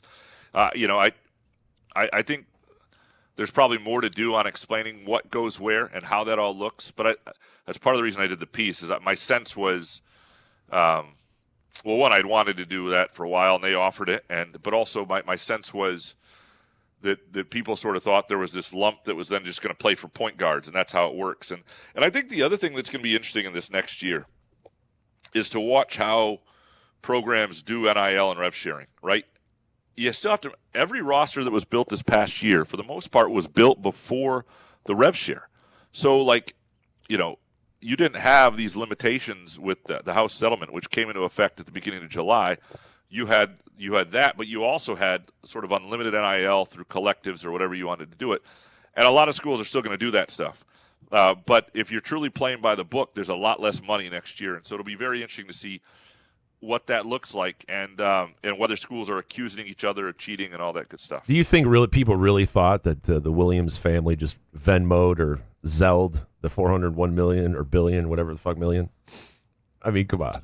But it was more of a relaxing feeling, like, okay, we have money now, instead of hearing everybody crying poor, and to realize, okay, wow, we're actually going to have some money. I didn't think automatically there's $400 million just sitting around, whatever you need. Right. No, but it did. I think the more important thing was, you're trying to get towards $1 billion and all these things you want to do. Right. You want to feel like a have, and ultimately, if Michigan State has facilities and rosters that have enough money that can be competitive, then they're a have. And what Jay Bad has said is they want to be a top 10 athletic department. Now, Alan Haller said the same thing, but it does seem like there's a little more creative juice and ways to get there. And I understand that, like, I understand the criticism towards some of the transparency issues and things like that, because Spartan Ventures is not a public. It is a separate company, right? It's not subject to the same FOIA laws and all that you are through other university things, even though it serves the university. But to me, this is kind of what I wrote in the piece, is you really can't have it all. You have to decide what you want in this day and age. And so, if you want transparency and you want the old way and you want everything to be out that's fine. And you can enjoy your 5-7 football, and you can decide which sports you want to cut. Or you take a swing and you trust the people you hire a little bit. And I'm not saying one's right, one's not. But if you want to be big in football, you've got to do something a little different, and that's what this is. Dennis Cuddy-Wise of Southern Maine next. Want to know what Graham wrote to me in my Shake Shack note? He said, while Les Mis characters are his favorite of my naming conventions, he also liked the 03 Tigers and male porn stars I used for the show. Was that in cursive, or did it look like a ransom note? It was cut out of magazines, the letters cut out of magazines. And then it said, help me at the bottom as well. Yeah. Little That's awkward. Not funny. Nancy Guthrie's still missing. Come on. It's too soon. Okay, see that? That's now you. Now I know what I mean? It's insensitive, Graham. I come on, it's going on like 7 weeks here. It's ridiculous. We'll fix that in post. Nah, we won't. Professor, do you attend other games at the site? I went to one yesterday. But the way it works is your credential, your seat on press row is usually shared. So, like, I have another writer who's covering the later session. So you usually get a full session. You usually get 2 games. And it's not that you can't go out there if there's an open seat or you can't sit up higher to it. But usually you're also working during that. But you get usually a couple games with where you're at. And, so I try to, especially if that's who's Michigan State's going to play, I usually watch another game. And it's the NCAA tournament. It's right in front of you. It's hard not to want to watch it. What's the food like for the media? Do they give you guys any food or? Yeah, they give us vouchers, so you can either buy it, and it's good food down in right where we're at, or you can go use it in the concessions. So it's a nice deal. I don't mind. That's like a $20 voucher. Any media members selling their vouchers? Just David Harns. No, I'm kidding. I'm just kidding, David. That's too believable. Professor, how many wings did you eat last night? I'm not. So I know this is a great wing city, and I'm going to try and hit a couple spots maybe tonight that are a little more famous. But, like, I'm not a huge wings guy. And it's not because I don't love wings. As a guy who's broken 2 chairs just doing this show, I love wings. It's that I am a calorie counter. And at some point, Buffalo Wild Wings started listing their calories on their wings. And I was like, holy crap. Yeah, right. Well, don't do that, Buffalo Wild Wings. I don't know why. Did anybody require that? Don't do that because, like, I was eating like 3,000 calories of wings, and so now I can get a lot more bang for my buck with pizza or pasta, meatballs. Like, I've never seen anything. Cheesecake probably has fewer calories than wings. But you're in Buffalo. Who gives a shit about all that stuff? Well, I'll probably get something here. You're telling me you count calories? Like, this is the result of counting calories? I mean, it does. I'm just saying. I gotta say no offense, but no offense. But I'm saying, it looks like you've lost a couple lbs recently. But dude, you're counting calories, and this is what I mean. Jesus, can you imagine if Couch didn't count calories? Matt Drolette, do a fat Couch, super obese Couch. Fucking guy. Yeah, this guy's in Buffalo, and he's like, you know what? And you start off so strong, too, like you're actually not going to eat buffalo wings. Well, there's a couple spots we're going to hit tonight. Like, it's just unbelievable. You're unbelievable. You're always on a treadmill. You're counting calories. And I'm still fat. He's got 1 ab. It's amazing. Bill Pepper Jr. III. What are the top 3 sporting events? For example, March Madness, Super Bowl, NBA playoffs, etc. Ooh, NFL playoff. At least for a Lions fan. It's tough. The Masters. March Madness to me is pretty damn good. Masters is great. NFL playoffs. I think if I had I love the NBA playoffs too. I mean, part of the reason I'm a sports fan is there aren't many postseasons I don't enjoy. I mean, right. Like, I don't watch a lot of NBA regular season, but I watch a ton of playoffs. I watch every NFL playoff game I can. I'll tell you what I don't enjoy as much is the college football playoff. Not because it's not good, it's just too spread out and disjointed and over the like. That should be fixed. But the NFL playoffs, March Madness, and NBA playoffs for me, and frankly, the hockey postseason is if you're like that is the best thing that exists. It's just not everybody's a diehard hockey fan. Bill Pepper Jr., if Kohler is hitting his shots and we make it to the Sweet 16, do you believe this team can beat UConn? Sure. Yeah, I mean, I just watched Marquette beat UConn. I watched St. John's beat them by 20. So 100%. I'll be interested to see that matchup, having watched it in an exhibition form months and months ago. So that's definitely coloring my opinion of it. But yeah, I think MSU's capable of winning that game. Matt Salisbury next. Does it seem like MSU minus 3.5 is a little close? I mean, I know it's a 3-6 matchup, but I was assuming it would open at 7.5. Yeah, I don't think it's a bad line for MSU. I think 3.5. I've seen 4. Whatever I think under 5 points is probably a pretty good play.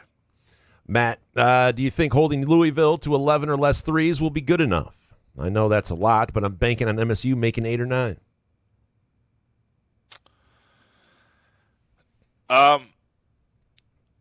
It's a good question. Louisville obviously was Jekyll and Hyde the other day, and I think if they're out of sorts and turning it over, they can score 33 points. They can score 36, 39 points on threes and still not win that game. I'm very curious to see what it looks like against MSU because MSU is obviously not going to full court press them, and that's when things really fell apart. Jarrett, what's more reliable, death taxes or Wisconsin losing as a 5 seed to the 12? And Diebler gets fired as the Ohio State coach next year, right? Well, yeah, I don't know how much longer Diebler's going to get. It sucks for Wisconsin because they actually had a team with 2 guards that I loved that I thought could have made a run. They had a tough draw anyway with Arkansas in the second round, but and like we said, High Point's not a traditional 12. That in terms of payroll, right? That's a high major team, and that was a tough draw. Sparty Barb, which MSU player needs to step up the most in the matchup with Louisville? I feel like we answered this one, but go ahead.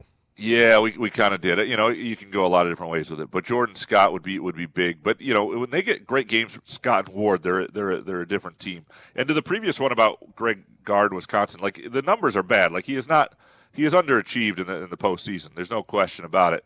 I still think he's a good coach. But if you're an MSU fan, you should look at his NCAA tournaments. It'll make you grateful for Izzo. Izzo for Prez. Wojcik is 6'3", white dude who played at Harvard. Of course he can shoot. Free Jesse. I know Cooper and Kohler were having great nights, but why not get him some time? Well, it was because partly I think North Dakota State's big guys got in foul trouble, and they were smaller, and this you just don't need when you can play Cooper or Kohler at center.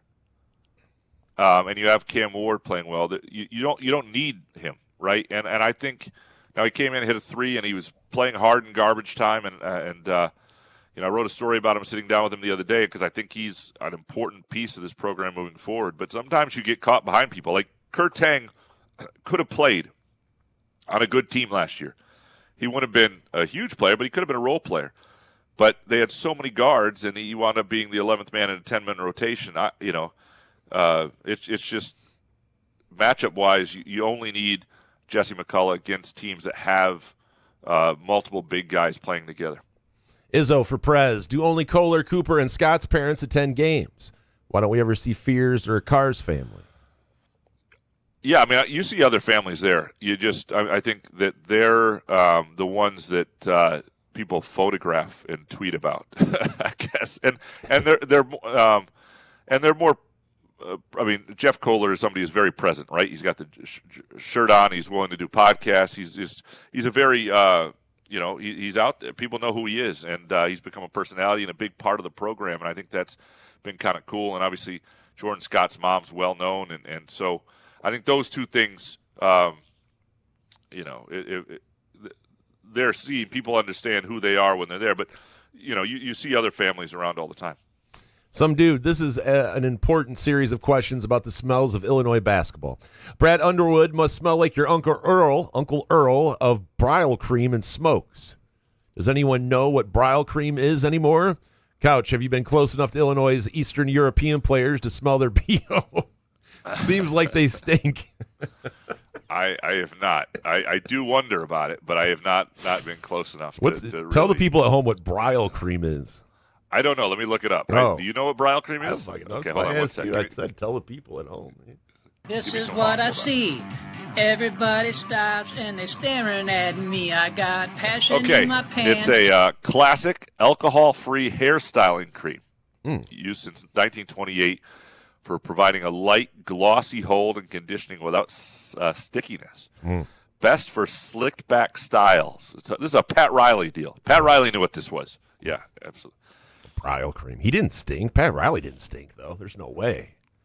I don't know. Some dude, hypothetical question for Jason that he can really get behind. Would you rather have the Lions win a Super Bowl or have the scum football team plane crash into a mountain? Finally, one of these questions I can get behind. The Lions Super Bowl, but then I have to watch a bunch of people die. I mean, in a mountain.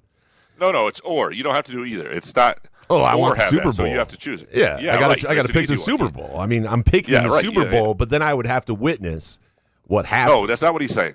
He's saying or that. So, but there'd be people dead if I picked the Lions Super Bowl. No, he's saying or. He's saying he's giving you an easy choice. He's saying if the Lions don't win the Super Bowl, then you have to. Oh, so no one dies. I got you. Yes, well, what fun is that? Right, he was trying to make an easy choice. It was Lions Super Bowl. Choices. Yes, and people die. There you go. But you were even doing it when people were dying. That's the worst. That's not. He was trying to save you from having to want people to die. But that's no fun, though. That's not fun. Some dude, are you guys more handsome in person or on AI? AI. Oh, easy AI. Oh my God. Yeah. Jeez. I thought about setting up a dating profile with this AI thing just for shits and giggles. See what would happen. No, I'm just kidding. Nathan. Most of our family photos of my wife and I are now an AI version of me, just so she's not embarrassed. Nathan, I've never heard the story of how you and Jason met or know each other.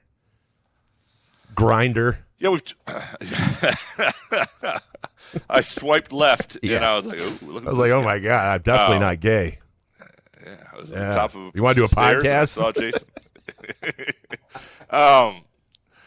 No, we've told it a few times here, but my old friend Cody Tucker, and I were filling in on a radio show that for a week that Jason used to produce, the Schuling Report, and Jason and I just had a really good rapport, and I knew if we ever did something, he'd be great to work with, and that was sort of the genesis of it, and then from there we built the show. Yeah, and I knew you before that from getting you on the show that you hosted, that you filled in for. So I kind of knew Graham a little bit, but we knew each other, and we still know each other the same amount. It seems like after all these years, And you're still telling new stories that I haven't heard, which is to me the most remarkable thing.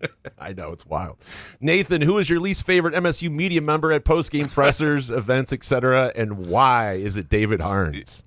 No, I'm not. I threw in that part. David Harns. Yeah, you threw that. It's not. He did not say that. Maybe Windsor's least favorite MSU media member. I don't dislike. I don't dislike anybody right now. I really don't. I really don't. I mean, Solari may have his beefs here and there, but I do not. I felt all of Fred Human.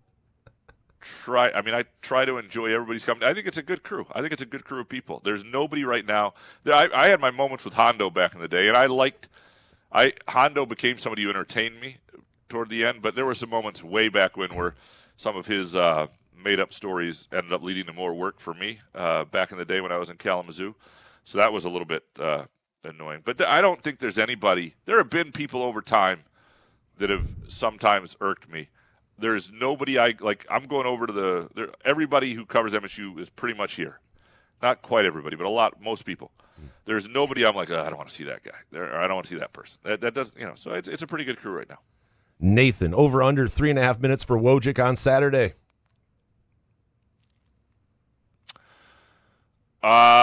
Give me over. Yeah. Really? I'd say it's 4. 4. Because in the first half he usually plays about 3, and then I'll get one of this. Good. Over, but all right, that's good. Hey, good. 4 minutes. But that's the right number. 3.5. You're setting the line. That's it. Yep. Solid 4 minutes. I'm looking forward to it. Nathan saw it in slight spurts today, but when teams can play ball denial from fears and MSU has no one to get them into the offense until 15 seconds left on the shot clock, they're out of sorts. What's the fix? Yeah, it's a good question. First of all, it's to have guys just without, just go to the rim, move the ball. Like, it's not that complex. The problem is sometimes when they're looking for fears and like they feel like they can't do their offense without him when he's sort of being denied. I think that's the thing you have to get over. Just get into your stuff. Go. Where were you going to go with the ball? And I think they do that most of the time. Okay.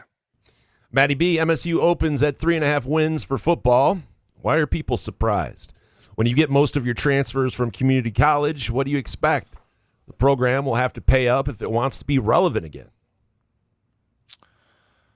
3.5 wins is pretty low. I'm not telling people to make a bet on the Firekeepers iCasino and Sportsbook if that line hits at 3.5.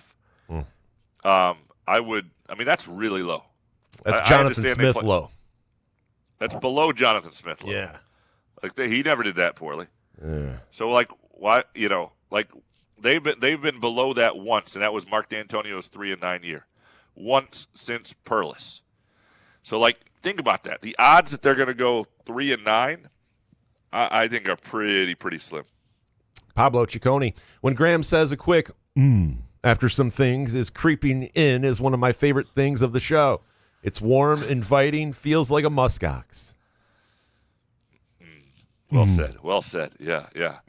Which, by the way, these 30 and 40 degree days in Buffalo, built for a muskox flannel. Always go muskox.com and Peacock for $15 off your flannel purchase if you're in Buffalo or anywhere. If you're in Leland or Traverse City with 6 feet of snow, put a muskox on before you shovel too. It's a better way to do it. Pablo, Jason, snorting chewing tobacco off of tables? What? Yeah, Vegas 2016. We were sitting at a table with these two other dudes who were pretty funny guys, and this Vegas Dave guy, he kept coming up and giving us these bets on a napkin. And apparently, the rumor was this guy knew what he was talking about. And then he gave us Holy Cross. I actually bet on Holy Cross because of this asshole. Anyway, so I chewed tobacco back then and was still drinking in 2016. And I spilled some of my chewing tobacco, and it was long into the day of gambling and debauchery. And I just leaned down and just snorted this rail of chewing tobacco. And I proceeded to sneeze for 45 minutes straight. And the guys at the table, I have a picture of the guys too. They were laughing their ass off. Every time I would sneeze, they would laugh so fucking hard. So just stupid, dumb stuff. But yeah, it was one of the biggest mistakes ever. As soon as I felt it go up to the brain or whatever's up there, I was like, oh man, this is not going to be good. So I don't recommend. And another story that I had not heard till the other day. I could have swore I told this one. I don't think so. Yeah, I don't. Yeah. All right. Pablo, where is your favorite place for a burger? And don't give a live read. Well, I mean, to be honest, it's Run 43 in Gas and Company, and that's not a live read. It's an unbelievable burger. So what do you want me to say? I'm certainly not gonna just chime in about other places I like right here. It's a day sponsored. I mean, the guy counts calories. He can't talk about other people's burgers because then he would think of calories. And look, they are our original sponsor for a reason. It's not like it was oh, here's a place that'll tolerate us. It was this is a connection. This is a place that I feel is magical. I love their food. I love their ambiance. I love everything. And they tolerate us. And they tolerate us, too, yeah. Mark Snyder, have you been to the sports bar that is hooked to the hotel that is connected to the arena? I believe it's called Southern Tier now, and it's probably the best sports bar I've ever been in. And from Kurt Wisniewski. After the game, did you and Solari go to the famous Anchor Bar or Southern Tier Brewing? Their food game is elite, and the stouts at Southern Tier are next-level delicious. Yeah, I saw it yesterday. It looks like a cool place. I've not been there yet. After games is hard to do because we're usually working pretty late. But maybe on tonight might be a possibility. So. Yeah, no, it's been a recommendation. I don't know how packed it is, but tonight might be a good night for it. Mark Snyder, what in the hell is beef on weck, and have you eaten it yet? I feel Buffalo is a perfect town for Graham to dip his toe into food vlogging as a second career. Oh, you'd be the worst food vlogger because you just tell us like how many calories, fat, content. But I would still eat it. If you don't tell me how much is in it, I can pretend it's better. And so it's a Buffalo, New York delicacy. That's a sliced roast beef on a Kummelweck roll, on a Kaiser roll, and a Kaiser roll topped with coarse salt and caraway seeds, served hot, prepared with horseradish and a side of au jus sauce for dipping the meat and roll. Dude, you do need a food vlog. Just hearing you pronounce that shit. A what roll? Conwick? I love how you said the whole thing, mispronounced every word but one, and we're like, yeah. Mm-hmm. Dude, start this food vlog. Come on. Mark, do you drink local when you visit a city? Labatt Blue is brewed in Buffalo and was curious how many blues you've had. Yeah, I don't mind Labatt Blue. I've had a Labatt, in some Lansing establishments from time to time. But I'm not. I drink what I like. I'll have a Guinness or I'll have a cab if I'm having wine or something, whatever. But if there's if I'm at a local brewery, I want to try as long as I don't drink IPAs anymore. I did that in my 20s. I just don't respond to them well. I don't like them. It's just like it's this weird thing that I overdid, and now I used to love and have no taste for. Kurt Wisniewski, will Wojcik continue to double his scoring output? So if he has 16. You have to do it quick, 32. Though. He's only going to get 4 minutes to do it. So he'd have 128 points in the championship game, which would be pretty remarkable if that happens. Spartan Johnny. Graham, as you visit the home, my 2026-27 Super Bowl champion Buffalo Bills, have you yet to partake in any chicken wings yet? Are you ranch or blue cheese with your wings? So I don't discriminate. I like both ranch and blue cheese. It's really a mindset at the moment sort of deal. Can I get 2 cups of both? I have not had any wings yet, but I will probably partake in a chicken wing or two while I'm here tonight. Wow. Jay Riemenschneider, can the UCLA women beat UConn? Yes, they can. Will they? I don't know, but I love that UCLA team. I watched them play 6 or 7 times this year. I saw them beat Michigan and Michigan State. I've seen them. Yeah, they have the goods to do it. But and obviously that's not a given. But yeah, they obviously have a very talented center. But it's the players they have around her that make them. It's a good team. I think they got a chance to win it all. Jay Riemenschneider, at what age did you guys start sports betting? Not fantasy football, but real bets with a bookie or a casino. What were you, 7, Jason? No. It was 2006, so I was 26. Okay. 27-ish, yeah. Yeah. Me, I was high school. I ran in the back of my geometry class. I would run this. It was like everybody paid in $5 for the NFL pool that week or whatever it was, and we all did our NFL picks. So that was my beginning. I was in 10th grade. And then, so it was $40 to 8 people. It wasn't that much money. And then I got into the old sportsbook.com in 2000 in college through a friend who had an account. And that was the beginning of. What's amazing for me is 3 years later, I thought I could run my own sports book. A guy that never passed a geometry class. The fuck was I thinking? I love this. Yeah. I mean, I love that you with swagger too. With swagger, I thought I knew. The guys at Jimmy John's, I could start betting with those. They're just going to take. I'm going to take their bets, and we're going to print money. And they colluded against you to take your money. They which did. I love. Yeah, me and hilarious. Michigan fan Jordan never live it down. Amazing. I know. Amazing. It really is mind blowing. Joey Malage, you can play for your favorite professional sports team for 1 year. You do not receive any financial gain, just for the love of the sport and opportunity. But you would have to eat mashed potatoes for breakfast, lunch, and dinner for the rest of your life. Would you? Would you do it? All right, we got to stop these questions. You got to start leaving these out because this one is complete ass. I like you, Joey. I don't know you, but this is complete dick. I don't get any financial gain just for the love of sport and opportunity, and I have to eat mashed potatoes. Yeah. No, I wouldn't. Nope, there you go. So here's the thing. I would be tempted because it would be fun to play for, if I could go be the Pistons shooting guard for a year, it'd be great. However. But you're not making any money, though. You have to sit there and watch everybody in the locker room ball out, and you sit there with your mashed potato lump and go, let me eat this, guys. I'll be right out to practice. You can change the taste of mashed potato. You can put it with barbecue sauce or just butter. You can change it around. But the problem is just knowing what I'm not supposed to eat too much of from my doctor. Like, my doctor is great with groovy donuts in moderation. Mashed potatoes doesn't love the starch and everything in there. So, like, it would not, when you say rest of your life, I'm looking at like another 4 years if that's all I was eating, tops. Like, my heart would just stop at some point. So that's the big reason I would say no, is because it's not, if it was just the taste, and I could mix up some things like sauces or whatever I could put with it, I would do it, but not if I was going to shorten my life by that long. What did Couch die of? Mashed potatoes. That's all he was eating, apparently, for the love of the game. I've told people before, I did finish in third place in the 2009 Irish Fest mashed potato eating contest in Chicago. And, I mean, I do like a good mashed potato.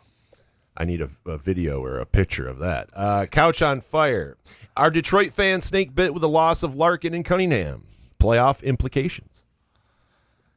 It's not great. If the Wings are dangerously close to missing the playoffs a little bit here, it's not a good situation. Which it seemed like they were in great shape, and I don't know. Yeah, it's not good. It's not good.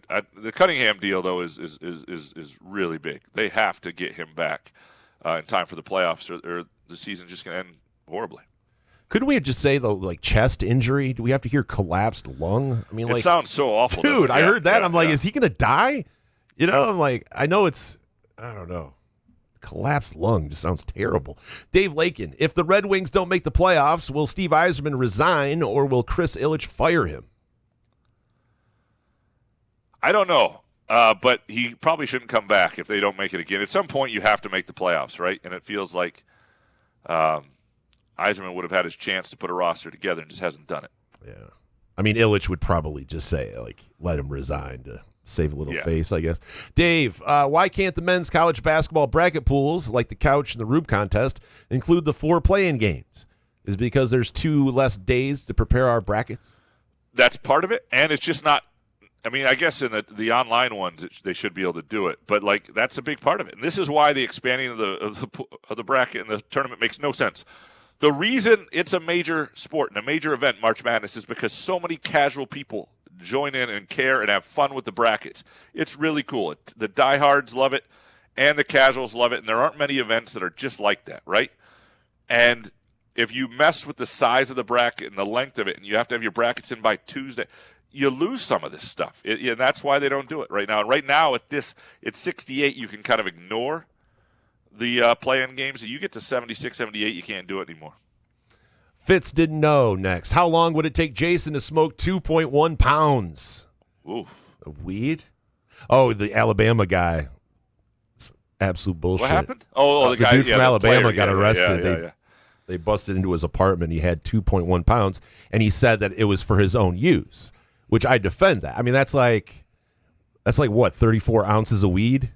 An ounce of weed, oh, my God. It would take me a little bit. It would take me a little bit to smoke that many ounces of weed. Yeah. But, I mean, if you got it, it's good stuff. I don't know. Maybe you invite some people over, have some parties. Yeah, that's a lot of fucking weed, man. Couch on fire. How much were we rooting for Siena over Duke? No. A lot, though. Yeah, right? I mean, everybody, it's not even the Michigan. The Michigan State component, I'm sure a lot of people were thinking, well, down the road that would be nice. But Duke's got to get through St. John's. There's a tough game. I mean, there's other tough games.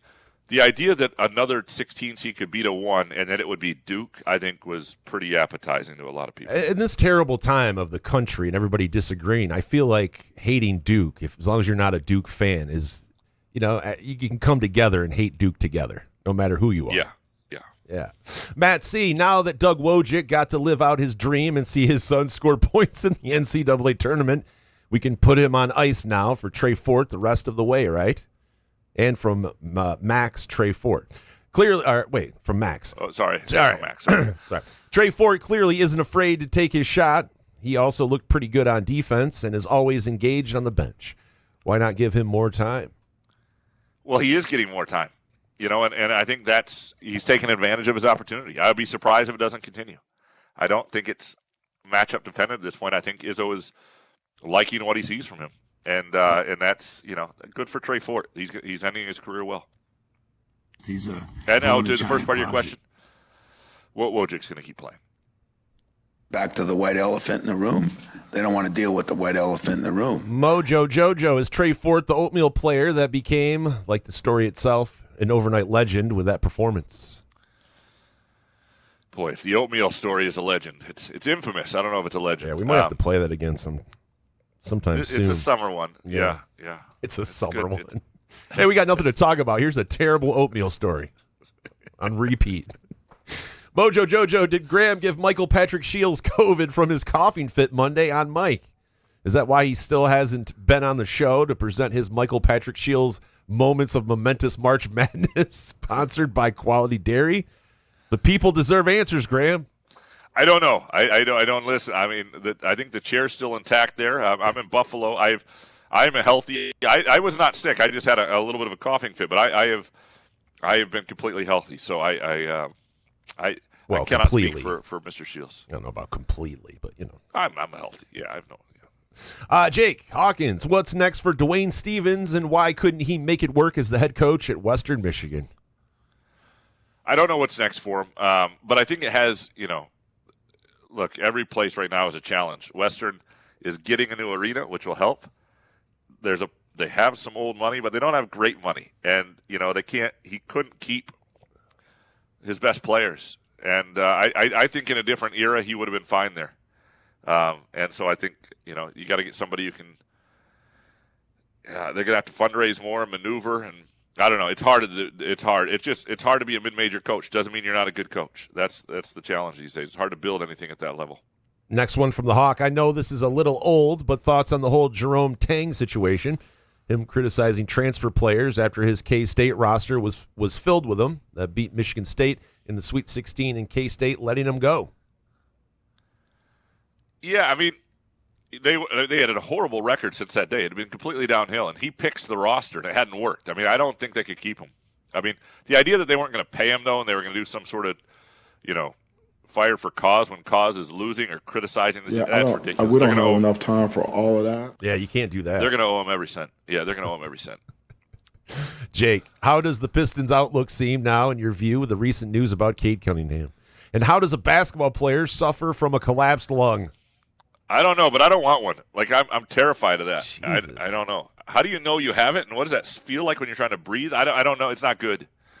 I don't know. Maybe you had one after your coughing fit. Maybe that's what happens. You have a coughing fit like you had last week, and maybe I have a collapsed lung. I don't know if they would even know. I don't know if my doctor checks enough to know. I don't. How does he? Maybe he does. I would hope when they put that stethoscope up, that's what they're listening for. You have a collapsed lung? No. Okay. Oh. Yeah. Putting it where? You know what that is? Huh? In your chest. Oh. On your chest. Up to your chest. My Sorry. bad. Not up. No, they don't put it up the other side. Yeah. Jake, no, they need Cade Cunningham more than any other. Any other team needs any other player. They need Cade Cunningham. No, they don't put it up your butt. Jake Hawkins, have you been to or planning on checking out Niagara Falls? I've been many a times in a barrel. No, I've been many times. As a kid, we used to come out this way. Relatives I met for breakfast this morning. We used to see them a lot. We would cut through Canada. We'd stop on the way to Maine when I was a kid all the time. So. Been there many times. Love it. The Canadian side's a little nicer to look at if you're ever thinking about a trip. Not going to do it on this trip because, cheat code, if you don't care about the falls, the border is faster in Buffalo than it is at Niagara Falls. Hans Jurgen, did you see Duke flip their game against Siena after switching to zone? Why can't we have a zone? Can you show Izzo the tape? He would have 100 more wins if he played some zone. Not going to do it. He might not be coaching still. He's in the Hall of Fame because of his defense. So. Yeah, it's the one thing. It's just like, I mean, I'm not saying that you can't be successful with a zone. I mean, there are lots of coaches who have. It's not who he is. Hans, like Shadur Sanders is the black Tom Brady, is Fears the black Steve Nash. I had never thought of it in those terms, sir. I don't know. I don't even know where to go with that. Sir. Hans, should Fears take the ball to the hoop every possession and sacrifice his future health? I'm sure assisted living will be great 50 years from now. You do what you got to do to win at this level. This is your moment to be a legend. This is your moment when it's not like football, where like every single play is an offensive lineman. You're taking a shot to the head. But then you could say like 30 years from now they're going to figure CTE out. You're going to be fine. No? I don't know if they will. It seems kind of internal, like in the head. I don't know how you actually, if they do figure it out, that would be big for the NFL. That would be huge. All right, and lastly from Hans Jurgens, if a MAC team makes the Final Four, will you dance naked down Grand River? #Maction. This is why I won't, because there's a chance it could happen. Very unlikely, but Akron's a good team. Miami, Ohio just won a game. Granted, it's a play-in game, but I didn't think years ago that VCU or George Mason or Butler could make a run, and they did. So, you don't want that. I don't want that. Nobody wants me naked on Grand River, or frankly, naked anywhere. So, yeah, there you go. We appreciate all of you for producing our show, as always. We appreciate, of course, Groovy Donuts. Go to groovydonuts.com today, and you can place an order there. You can swing on by Lake Lansing Road and Williamson locations, 7 a.m. to 1 p.m. Thursday through Sunday. We, of course, appreciate Front 43 and Cask & Company. CaskandCompany.com to make a reservation. Great place to watch games this weekend. And Firekeepers and the Firekeepers iCasino and Sportsbook app. Download the app, have all the games at your fingertips, and enjoy some of the promotional sign-up bonuses. Or just swing on by Dacey's Taproom and Sportsbook and enjoy the in-house sportsbook experience right at Firekeepers Casino. We'll be back Monday, and we'll talk about it. I'll be back in studio in Lansing. Good show, man. Yeah, man. Couch in the Roof.